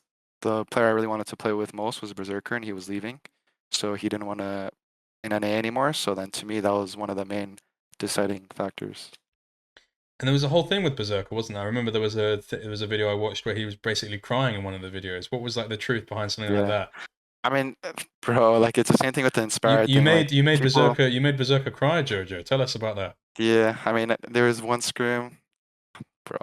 Like, if people really saw what happened behind the scenes, I think they wouldn't really take that or the Inspired thing I'm seeing the video from yesterday um, really too seriously because we are in a competitive environment. These things happen all the time. So there's this. I remember it was before spring playoffs. I think I was playing Karma mid, and I completely ran it down that game in scrims, and I think in a side lane, and I just pushed and I died, and I was just yeah I was just inting that game, and I remember he just started, and then in the review, I was asked why I did it, and I don't remember what I said, but it was a bad answer. I just said like I don't know, I just made a mistake or something. And then he really got frustrated, which is understandable because it was the day before the playoffs. And then he crashed out. And then he punched the door and these things. And then it was on video and these things, which I don't think was bad. I think it's good that he did that because in that sense, it held me accountable and made me feel like, fuck, I feel guilty now for doing that in that sense, right? But these type of things happen so often, even me to other players or other players to me. And I think it's a good thing to if you don't know how to express it and you can't say it directly and you still show emotion, it's you know. So yeah, I mean that's the story. That's the lore behind why Berserker crashed out in the video. Would you say Berserker is in some ways quite atypical to Koreans? Because like what I would associate with Koreans is not he seems quite different in the sense of that willingness to kind of be more overtly emotional. But is that maybe that comes from a misunderstanding on my part, from your understanding Mm, of Korean I would culture? say he's much more talkative. Yeah, I really enjoyed playing with Berserker. I was even talking to him pretty recently, just because I just really curious about what he is going to do. I'm not saying like, oh, I want him to come to core or something. No, I really love playing with Supa, but I still talk to him to this day, and we have a good relationship. But I think the difference why I have a good relationship or like I'm closer with him than other Koreans is I find he's much more social and talkative and he's much more direct, which is kind of what I like. So I think it just was easy to work with him. So I'd say it was different from the other Koreans and it's more the European thing I'd say is they're much more direct and say how they feel type of thing. Interesting. Have you? I suppose my question to you would be, with watching him cry in that video. Maybe it's never been caught on camera, but have you ever cried after a league game? Yeah, I broke down for sure. Like there's times I broke down and I was either really mad at myself or at teammates When are for sure. those? If you don't mind me asking, when are those times? Because those probably wouldn't have been caught on video, and it's a quite a rare Yeah, I moment mean, of vulnerability. 99% of these things are not caught on video, which is why when it comes out, the sentiment is always like whoever the person is like, oh my God, this it's the same thing with Inspired right now, you know? It's like everyone is like, oh my God, Inspired is the worst teammates ever. But it's like if you really see what goes behind the door in a competition, it's like very normal. You can argue whether or not it's right or not, but you can't deny it's very normal. So to me, it happened a couple times on Koi this year. I remember, I think a lot on Koi, especially this year, it happened a lot. Do you mind like talking about these moments for Not you? not a lot, maybe a couple times, like a couple. I mean, it's just if I thought like somebody was making the same mistake every single game and they weren't improving on it or trying to change it, I would just get really frustrated and I wouldn't understand why. And then once I kind of understood why it's happening, because of course that's not their intent. It's the same with me, with anything, same as any other player. It's very easy to feel frustrated without understanding their perspective. So I think I had a lot of those problems in the beginning of the year in KOI, especially in Winter Split. And then I think When you say I someone making a mistake, you can just say Merwin if you want, if it makes it easier. Namur and I'm joking. really I love no. Merwin. I'm just taking the piss. Yeah. In terms of are you good? Yeah, I'm good. I thought someone opened the door. No Okay, worries. never mind. But I guess would you say a question for me would be because of the nature of what you're talking about, in that things are 99% of the time not seen. How common is it for players to be crying and showing these kind of overt displays of vulnerability? Because I think, you know, as men in society, we're kind of taught that it's not cool to cry and stuff like this. It's quite nice to hear that people are crying openly amongst each other. Like, is that like a Yeah, I commonality? mean, Have I you wouldn't experienced? say yeah, I wouldn't say that it was like normal. I wouldn't say we're like go every single week or every other No, week there's somebody of crying. course not. But like I would when say when it was it like when it gets to more that point, it's not frowned upon.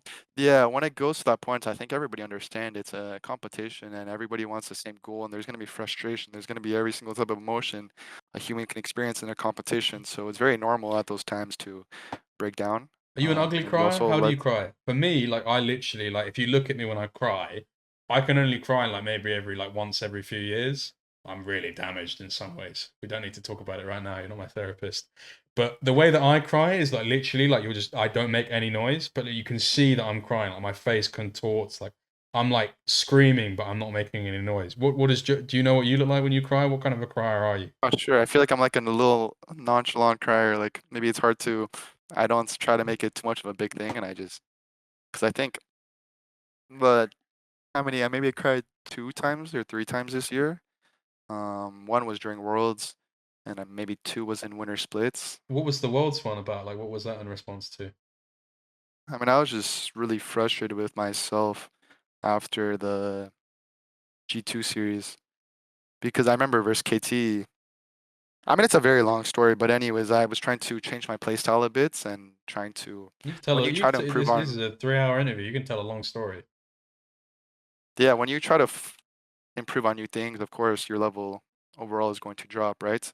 Because progress is never linear, so you're not going to pay the things that you do really well naturally. If you focus on something new, those things tend to drop when you're learning new things. So in that world, I mean, usually in internationals, I'm very good at learning new things and trying to adapt. But this was team play wise. I had to find ways to really help my team and move more in the sense of I would win my lanes, I'd have control, but then I really had to use it much more, or we wanted to use it much more to move and make impact. And and there'd be less of me being a carry type of player. And for me, that felt very hard to do in that moments. And I tried to. I remember I tried to versus KT. We lost, but the game was free. We had like a 6K lead, like about to get soul. And then versus G2, I remember I tried to do that, but then all my details became shits. Like all my details of my movement, my spell usage, my focusing on wave management or just my side laning, all the details were kind of falling off thinking about the bigger picture. So then I felt very frustrated going to that direction and not seeing the results because it's do or die at Worlds. We only have one game left, right? And I didn't see it happening. So then I remember I felt very um, desperate, I would say in that sense. So then I just got emotional, like alone.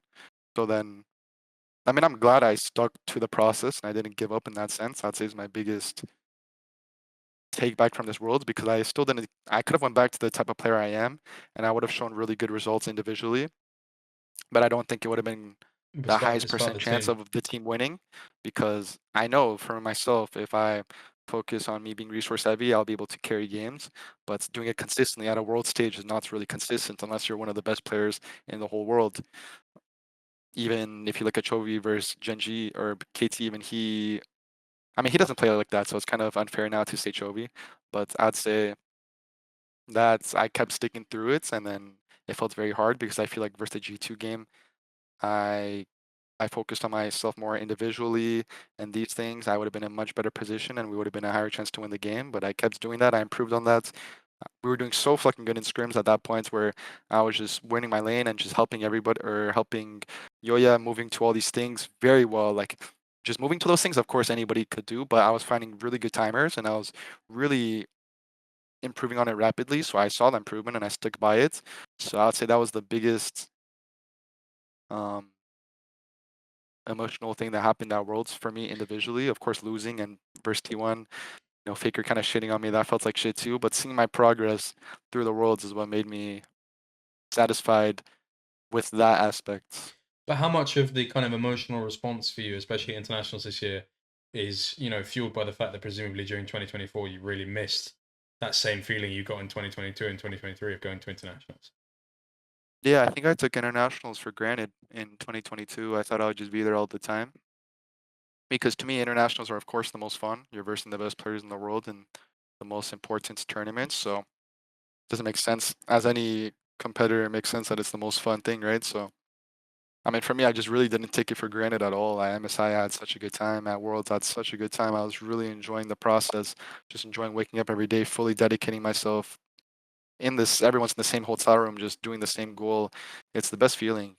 It sounds like In you general, started to experience fun again on Koi. Would that be fair to say? yeah, I think I experienced fun in the sense that I Like when was I hear you grateful. talk about your career, and you talked about Koi being similar to EG back then, it sounds like there's more of a kind of a youthful vibrance to it. There's much more fun. It's much more centered to like the joy of the game for you. Yeah, I think I did find joy in the game. I wouldn't say it's necessarily because of the team I'm in. That's a factor too. But I would just say just enjoying the process. I think So you say it's because before, you've grown up in some ways. I would say so. I just became more grateful for my career and really enjoyed putting everything I do into my craft and just enjoying the process. I think once you enjoy the process, the results will always come anyways. I think people that are so focused on results doesn't understand that if you focus on results, you're not going to get results in a competition. You have to focus on the process and the day to day and improving yourself bit to bit, and then the results and everything will follow after. It's just the aftermath of enjoying the process. So I think once I really committed every day into being the best I could be, I still could have done better. There's a lot of things I could have done better for sure, but I still put in an extreme amount of efforts, I'd say. I realize that's when I'm the happiest in general. So I never really, it's not like I wasn't hardworking on EG or on C9, but really committing myself, not even gameplay wise, but out of game and just studying about other players and other athletes and mindsets and everything. And just seeing how much I've grown has been the best feeling for me. So I guess it's just finding out how much I love the process, I'd say. Yeah. That's really quite warming to hear. At the end of C9, when you go to MKOI in that off season, talk to me about the story of that off season because you've made the decision not to go to C9. What was on the table for you, if you remember? Like, where was it possible that Jojo could have gone to? I was thinking between Koi.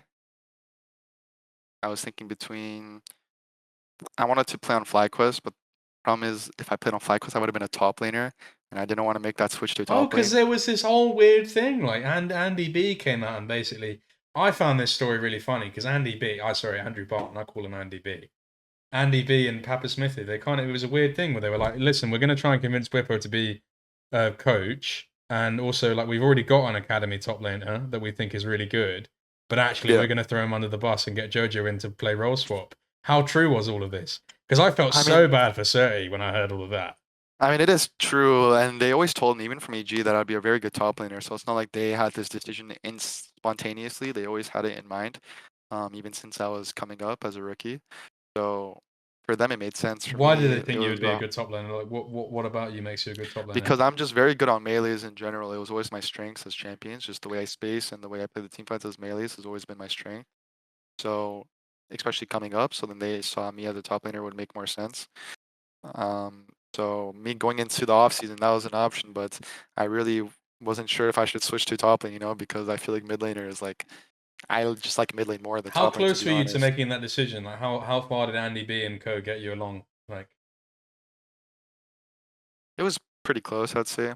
But I would say Corey just made the most sense for sure, especially after talking with Melzitz and Elioya and seeing their um, passion and philosophy about everything. It aligned with mine. So I can imagine you it just made about understanding El Yo-Yo, but did you need to translate it for Melzit at first as well, or? Yeah, I did. I had somebody beside me that was like Spanish too. That was like kind of telling me, but he didn't see me. He was like right here. You can't really see him. Melzit's the kind of guy, like when I met him for the first time, I can imagine him like coming out, like when you meet him for the first time, you'll have to like knock on the side of like a cave wall, and like he comes out in like a wizard's robe. He's got like quite like a, he's got quite like Yeah, he does have that kind of aura to him. He has like Saruman, almost yeah, Saruman from Lord of the Rings kind of vibe. yeah, or like a Harry Potter. I forgot his character, but there's some Professor type of Snape, like a Spanish Professor Snape. a little bit. There's some type of that type of vibe Professor with him. Yeah, but Tapas. there's some type of vibe. But I really saw the passion and the willing to win. I could have 100 Thieves too. They were thinking about moving Quid to ADC, and I play mid lane, and I was talking to Quid a lot in the off season. But I think You were his talking about playing ADC.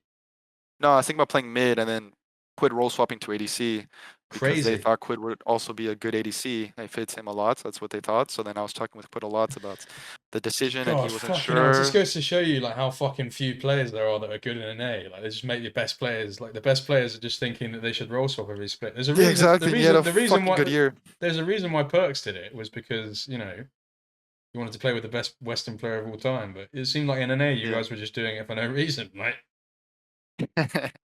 I mean, it did kind of make sense for me toppling because they've been telling me since 2021. So it wasn't like it wasn't It random. wasn't out of Uh, nowhere. Yeah, it wasn't out of nowhere. For Quid, they also thought he'd be a good ADC, and then Quid also wanted to play with me. But at the end of the day, I think the best decision for him, which is what he did, was to stay with mid lane. So Yeah, it's worked out yeah, pretty well for him. So you chose Koi because of conversations with Melza and Oyoya. What kind of conversations were they? Like what was convincing you?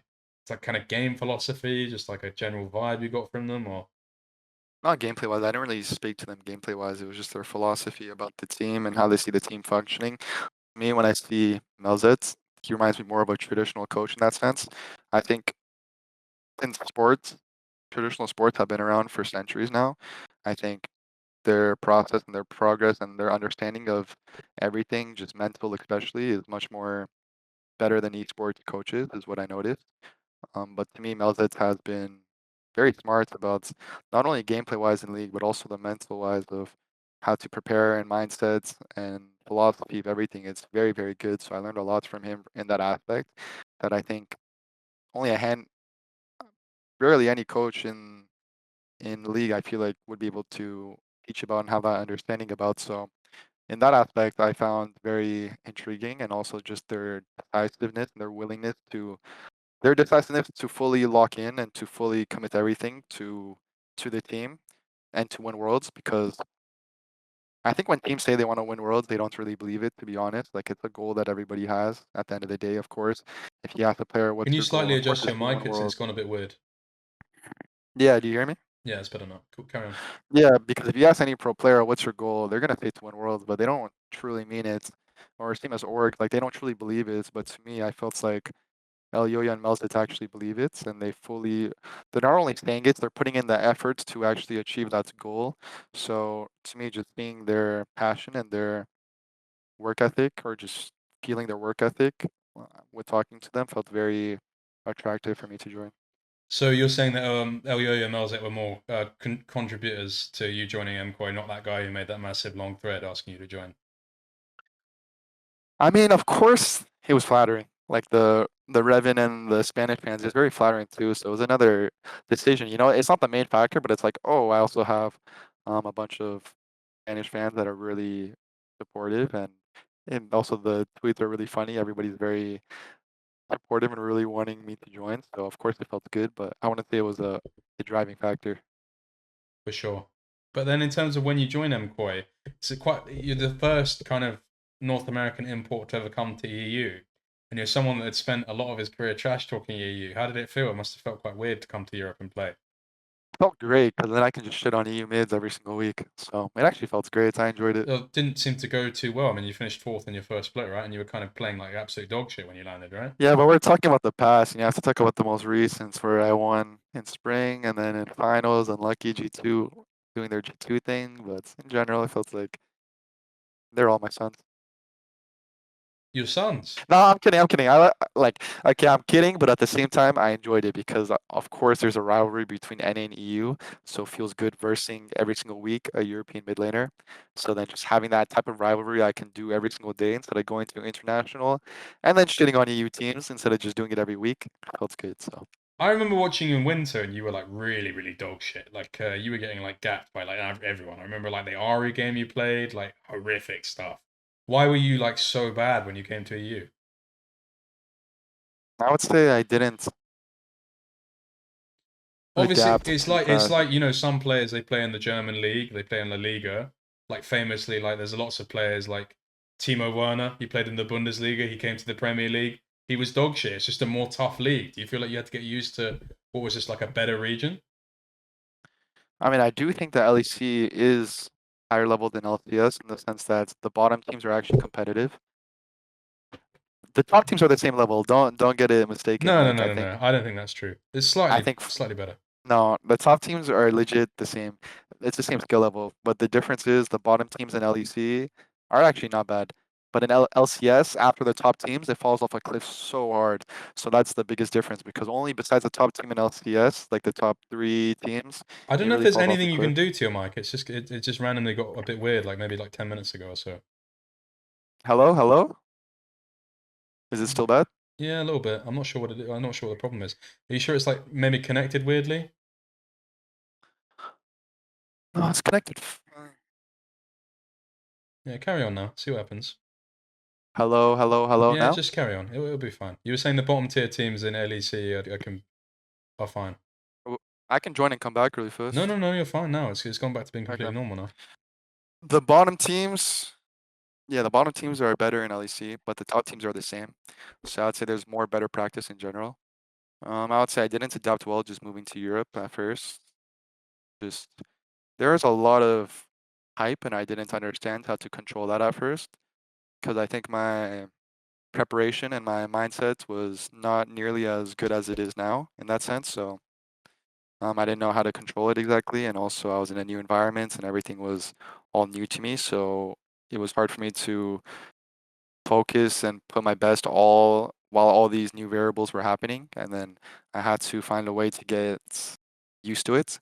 And I think I wasn't patient enough in winter. If something wasn't working the way I wanted it to, I would just switch really fast instead of being more patient. So then I think in spring and summer, I really tried to focus on that and I got better at it. And then that's why my performance got much better too. What did it take getting used to? Because obviously you're in Berlin a lot of the time, and some of the time you were spending in Madrid as well. Like, what were the biggest culture shocks for you from going from Toronto to LA, which are different, but in some ways very American or Canadian as well? The biggest difference is just weather, to be honest. I mean, LA weather, like the culture is different because honestly, I think the culture in Europe I enjoy more because everybody is usually more direct and is more um, talkative, which I enjoy more personally. So to me, it has been actually pretty easy adapting culture-wise in Europe, but I would just say going to a completely another country and adjusting to even the gameplay was a bit different from LCS 2. There's just so many, there's a lot of people, a lot of teams like players just doing a bunch of weird cheeses or a bunch of weird shit that I had to get used to too. I feel like there's a much more cheesing in Europe or much more, I guess you can say, I don't know if it's creativity, but much more unique type of gameplay in Europe than NA that I have to get used to and try to figure out too. So I think it was just a bunch of variables together. I don't know if there was one The food specific. in Berlin in particular is completely dog shit. Are you of a similar opinion? It is pretty dog shit, but we have a good chef. So anyways, I just eat the chef's food, so I don't mind at all. What kind of stuff is he making? I mean, he's Argentinian, so he makes a lot of Steak? those type of he makes steak every once in a while. The steak is fucking good, but he Yeah. makes really good food and it makes me feel doesn't make me feel When like he's shit making the either. steak, does he do the Salt Bay thing? Nah, I wish he did. Yeah, you've got to be careful he's not doing plastic or something like that. I have no comment. Yeah, moving on. In any case, when you play in LEC, like, what was your evaluation of some of the mid laners you played against initially? Because obviously you had an idea of caps before, but you play against a lot of different ones. Like you're playing against Vladdy and guys like this. I mean, if you want me to be honest, I think that I found the NA mids harder because they have more Korean mids. It's not because of the NA mids itself.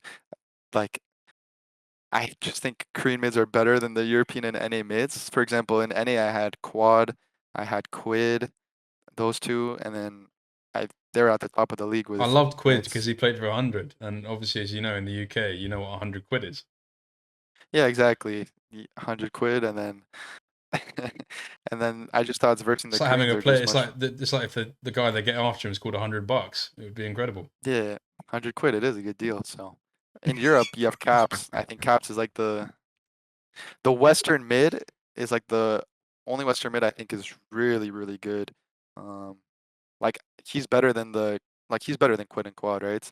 So him, I think the overall level in LCS, the mids were better because there's more Korean mids, which might sound a bit bad with like the notion like LCS is dying. They need more, NA players and this stuff. But I'm just speaking about my experience.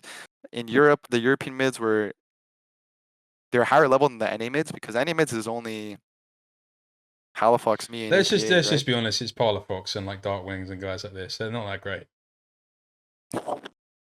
You have me, so No, me but like kind of clearing I'm not talking everybody about in you. Like, Europe is what do you like think of like Parlofox and I think Dark APA. Wings? What's the gap? Yeah, What and APA? Like, what's the gap between you and these guys in terms of NA I mids? think APA is out of all those mids. I haven't versed Darkwings, but he's the best I've versed because his gameplay is unique.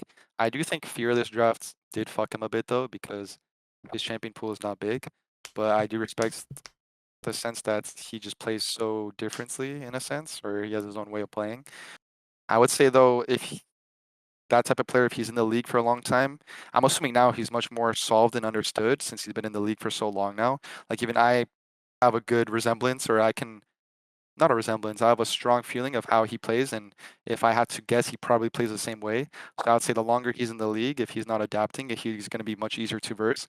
But I think when he first came up and you don't really know anything about him, oh, my MacBook died. Shit. Well, that is unlucky, sir.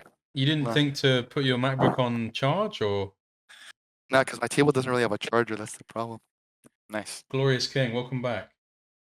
All right. What were we Should be talking? no problem now. Do you remember what we were talking about? You're talking about EU mids, I think, right? That's where we left off. Yeah, I was talking about EU and NA mids.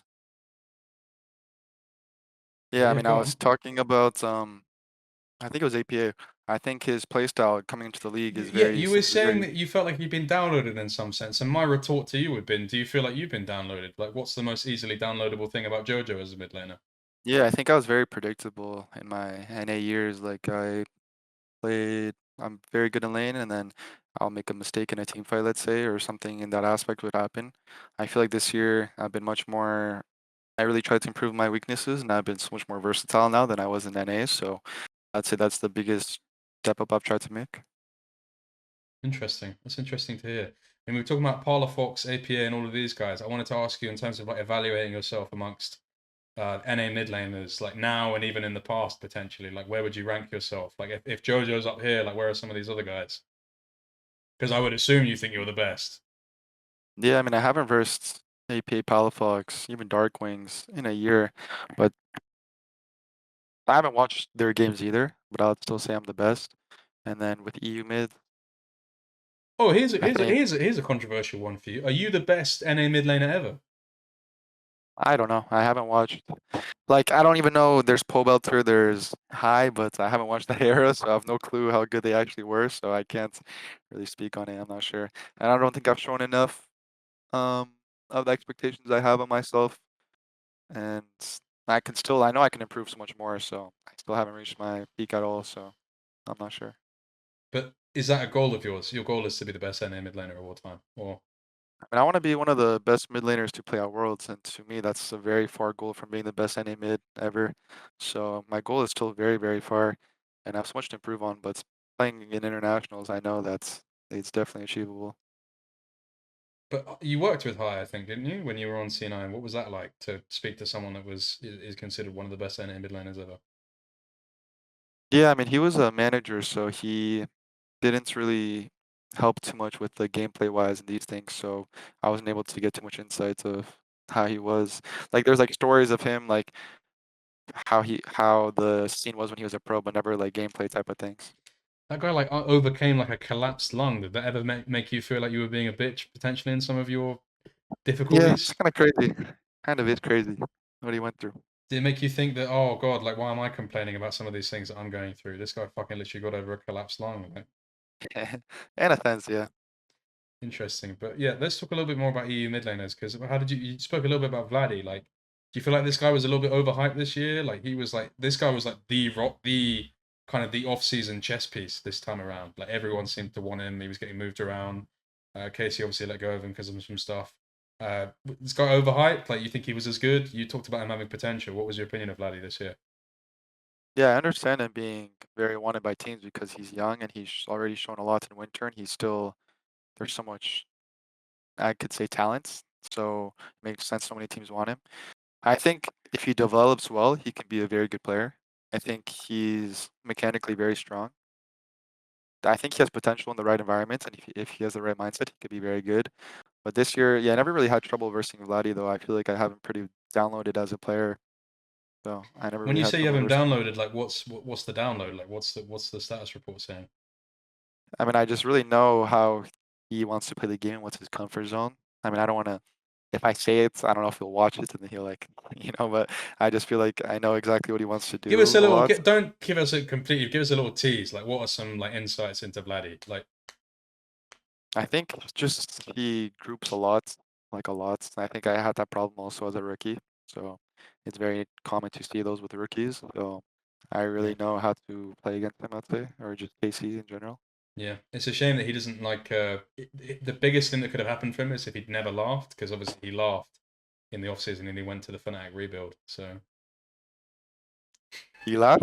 yeah, he laughed and he went to the Fnatic rebuild. In terms of like he's obviously 19 or so. He's about to turn 20. And that's a similar age to you a few years ago. Like he's a little bit older than you when you made your debut. But when you look at yourself when he was a similar age, I suppose it's difficult. I'm asking you to be humble here. I'm asking you to be potentially arrogant. It depends on how you're going to respond. But how is he further ahead than where you were at this time in your career? Is he behind in some ways, or how do you compare yourself to Vladdy?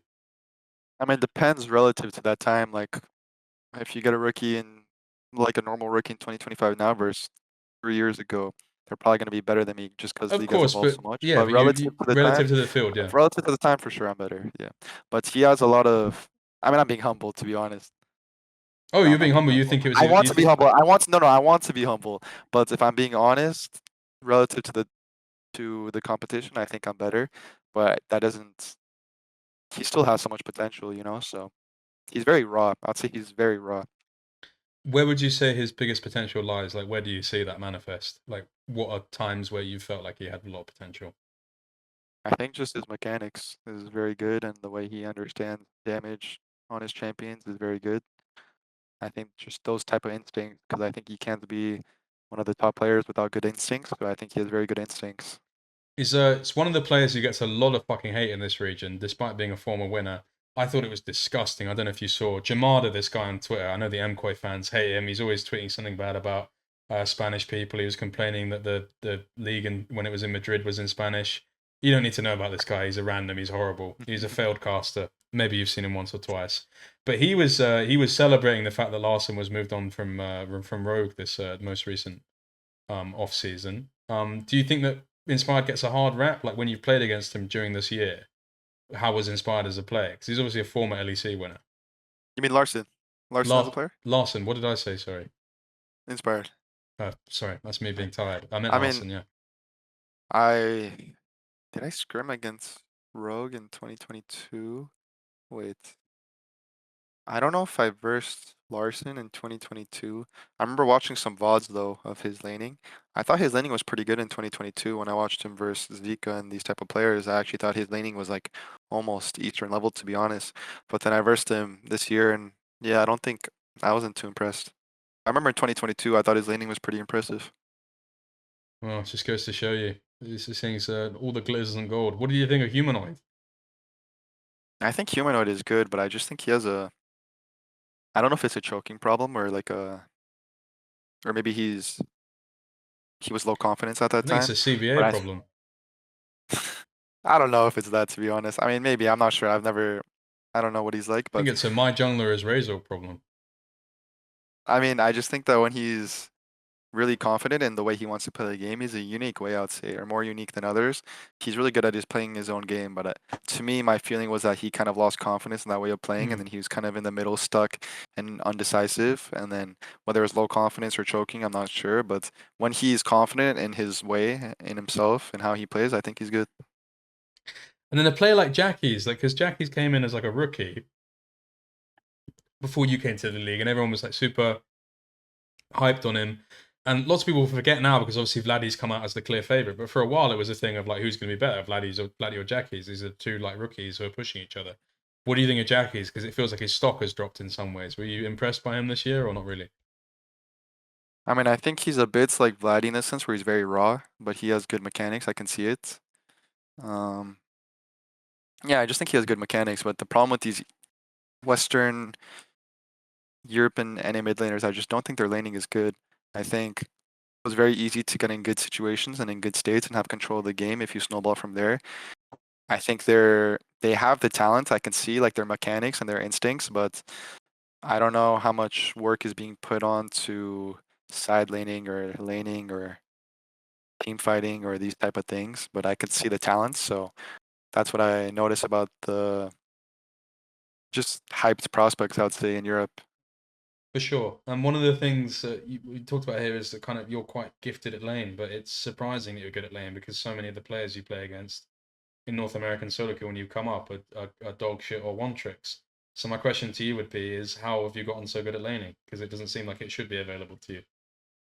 I just studied really hard about lane. I think I was very tunnel visioned in my early in my career on laning. How though? And then 'Cause who do you study from? Like, are you watching I Korean would VODs? watch every single trophy VOD of like I remember every day I would just wake up, I would go into his OPGG, him, Faker, these players, and I would just if there's like a common matchup or like a certain champion, I would just watch the VOD and study it extensively. And then every raffle file I'd watch. But the problem was I was way too tunnel visioned on the lane itself. So then I got very good at laning, but then I wasn't as good, not even close, the same level in the other aspect. So then I had to catch up. This year is the biggest change I've made. So I would say just watching them and really putting in the efforts and really seeing the details, I just got better that Is way. there a player in the world that you think your game is the most modeled on or similar to? Like often a lot of Western players, just because of the nature of like you're talking about it, it's like so much of it is watching Eastern players' VODs. Is there a player whose playstyle you think you're most similar to of the Eastern players? I mean, I would say in lane itself, I would say I try to replicate Chovy just because not replicate, but I learned the most from Chovy. So I would say if I had to compare any pro, I learned the most from him by far in lane. I'd say outside of lane, not really. I kind of have my own playstyle.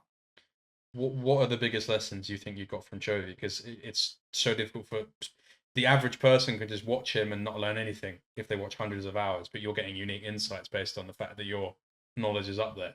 For the layman and for those who can't see, allow us to see beauty through the eyes of a painter. What's the most beautiful thing you've learned from Chovy? He's very meticulous with how the minions he knows how the minions interact with each other very well, and he knows it down to the very detail. So then the way, not only wave management, but just how they hit each other and the motions, you can really abuse how the minions hit each other and the motion and when to trade it with that aspect. And also he looks at his minions CS very well. Like he knows when the enemy will last hit and he will make it hard on every single last hit for you to actually hit that minion. Whether by you attack him and then you lose his CS, or he baits out your spell and then you don't have it for the next CS, or these type of things. Just he's very good at slowly poking you, and then eventually getting a big lead because he keeps slowly poking you. Or if you fuck up, he just takes a big lead from there. But even if you're not fucking up and you are making very tiny, tiny error mistakes that nobody else can see, he will slowly keep getting that lead and slowly keep getting that lead and choking you out. So I'd say It's the like playing against like a really like high elo chess engine where it just slowly grinds you out with the smallest yeah, of in a sense, he punches. just slowly chokes you out, and then you can't make a mistake. And if you do, it's going to be very punishable. Kind of like a chess engine. I'm assuming if you really fuck up, it's going to take advantage. But if you're playing just standard good chess, he's slowly going to find ways to get at you. So Yeah, it's I'd just say like that's Trovy's. you just see the bar move by like 0.01 like every so often. Yeah, he's very good at seeing the bigger picture and just not getting too rushed. I've never seen him rushed in lane either. I've seen him in team fights sometimes get rushed a lot. I think he got better at that. But in lane, he is very patient. He's very, very patient. So. Yeah. That's the very hard traits that actually not a lot of pros have, is to be very patient, which is kind of hard. So Good thing it about sounds him is easy, as but well is like he's able to choke out his opponents, but he's also choking himself out at international events. So I mean, BDD was just the GOAT at Worlds this year, so absolutely. I don't know what to say. Absolutely. I think we've spoken about pretty much every mid laner that I care about. Nemesis is going to be a player you play against in winter next year as part of the LEC versus thing that they're doing as a kind of a, well, let's be honest about it. It's a bit of a clown circus show, but in any case, who cares? What do you think about Nemesis? Because you won't have played against him in a competitive environment. You will have seen him at internationals maybe in previous years. Probably played against him in solo queue. How do you feel about him as a player? Yeah, I've never versed him, so I'm not sure. I don't watch him too much either. I just know that he has very creative builds and runes and ideas about the game, which I think is a good thing. But I think so he has his own idea of how he wants to play, and he's not a follower. But about his skill level itself, I'm not too sure because I never versed him. I want to hear about your MKOI teammates. I want to hear like tell me about them as people, like what your relationship is like with them. Maybe a funny story if you've got it. Merwin is the first one that comes to mind. So full of love Story. and just lovable. Like what a guy. Ayamaran's a very nice teammate. I think he's one of the nicest teammates I've ever had, to be honest. So he's just very kind. Funny stories that happened. I'm not sure. There's just like a bunch of random shit that we just laugh at. There's not like one that particularly stands out, but it's just dumb jokes all the time. I think the team in general just has a lot of jokes and it's just very jokey. But I don't know if there's something in particular that stands out to me.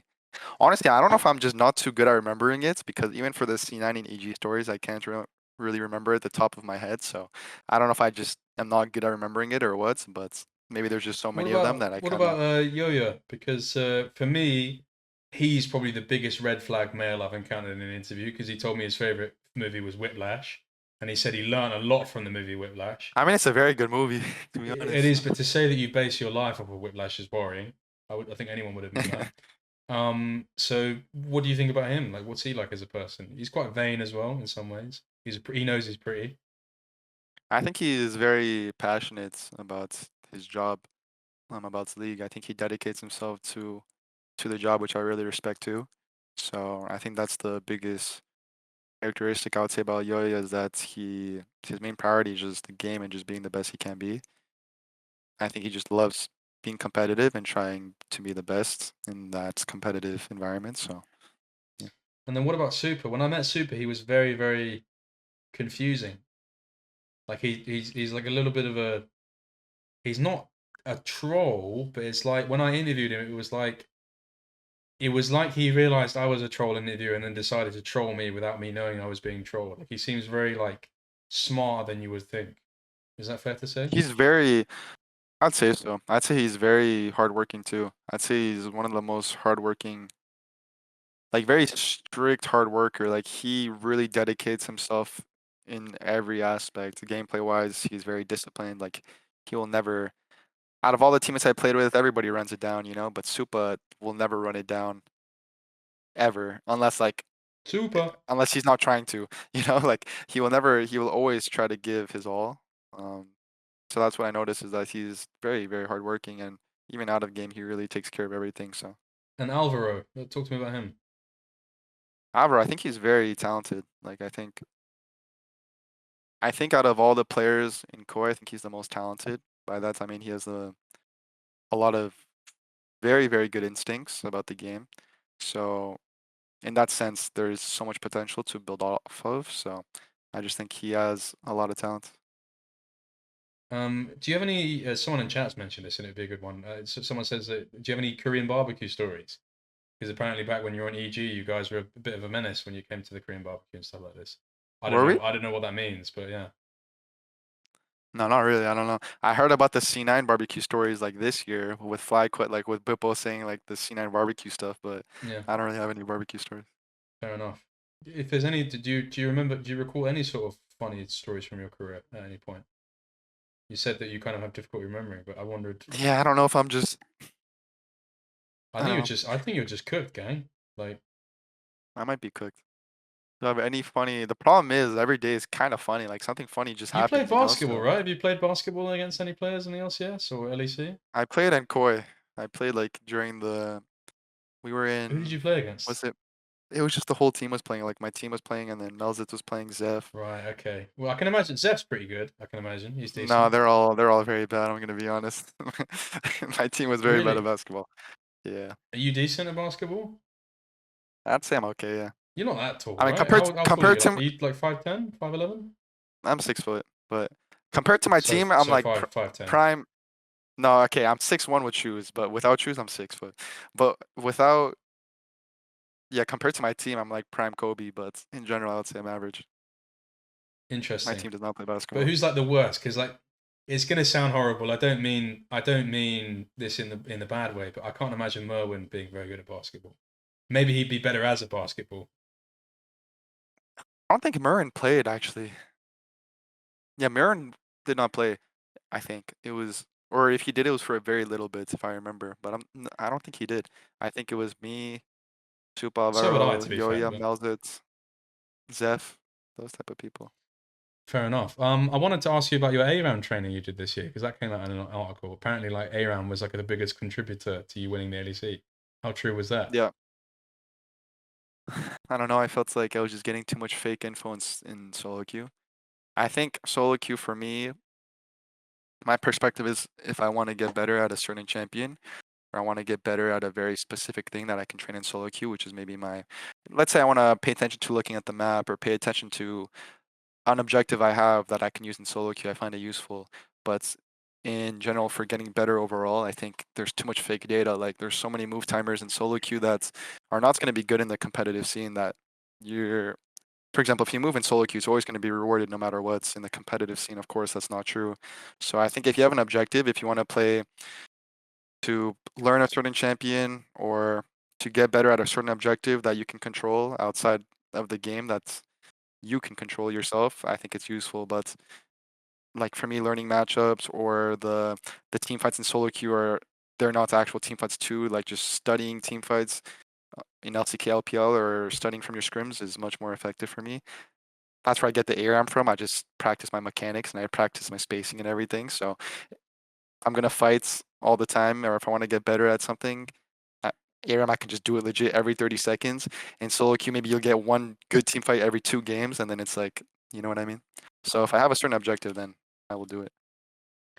Um, I guess one of the other questions I'd like to ask you that I'd be interested in is how do you feel about Busio coming to KC, another NA player? They're all fleeing like rats from a sinking ship. I tell you, the LCS is dead.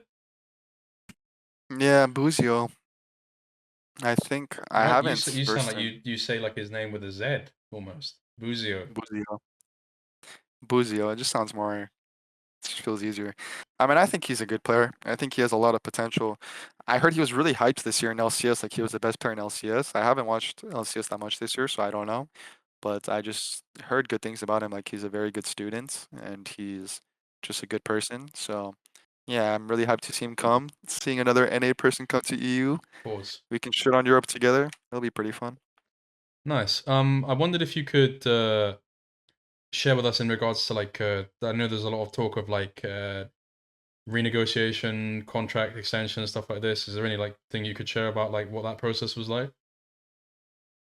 I mean, I think it's still ongoing. My agent is just doing what he thinks makes sense, and then he's just talking to me about it, if I want to do it or not. But yeah, it's Are still you ongoing. quite financially savvy? Like do you just nod your head when your agent says these things, or do you kind of understand and you're like making requests as well? I feel like I'm probably annoying to my agents in the sense that I really want to know what's going on, everything. So I'll like call him every once in a while, and he'll give me just the detail of everything that's going on in that sense. So yeah, because it is my career, and of course, it really matters what team I play on and all these things and what's going to happen in my future. So it feels weird if I don't feel involved in that. Yeah, and Melza obviously mentioned a conversation where he like apparently shared his expectation for next year with every player specifically. I wondered if you could share with me like what the expectations are of you and like what your goals are for 2026.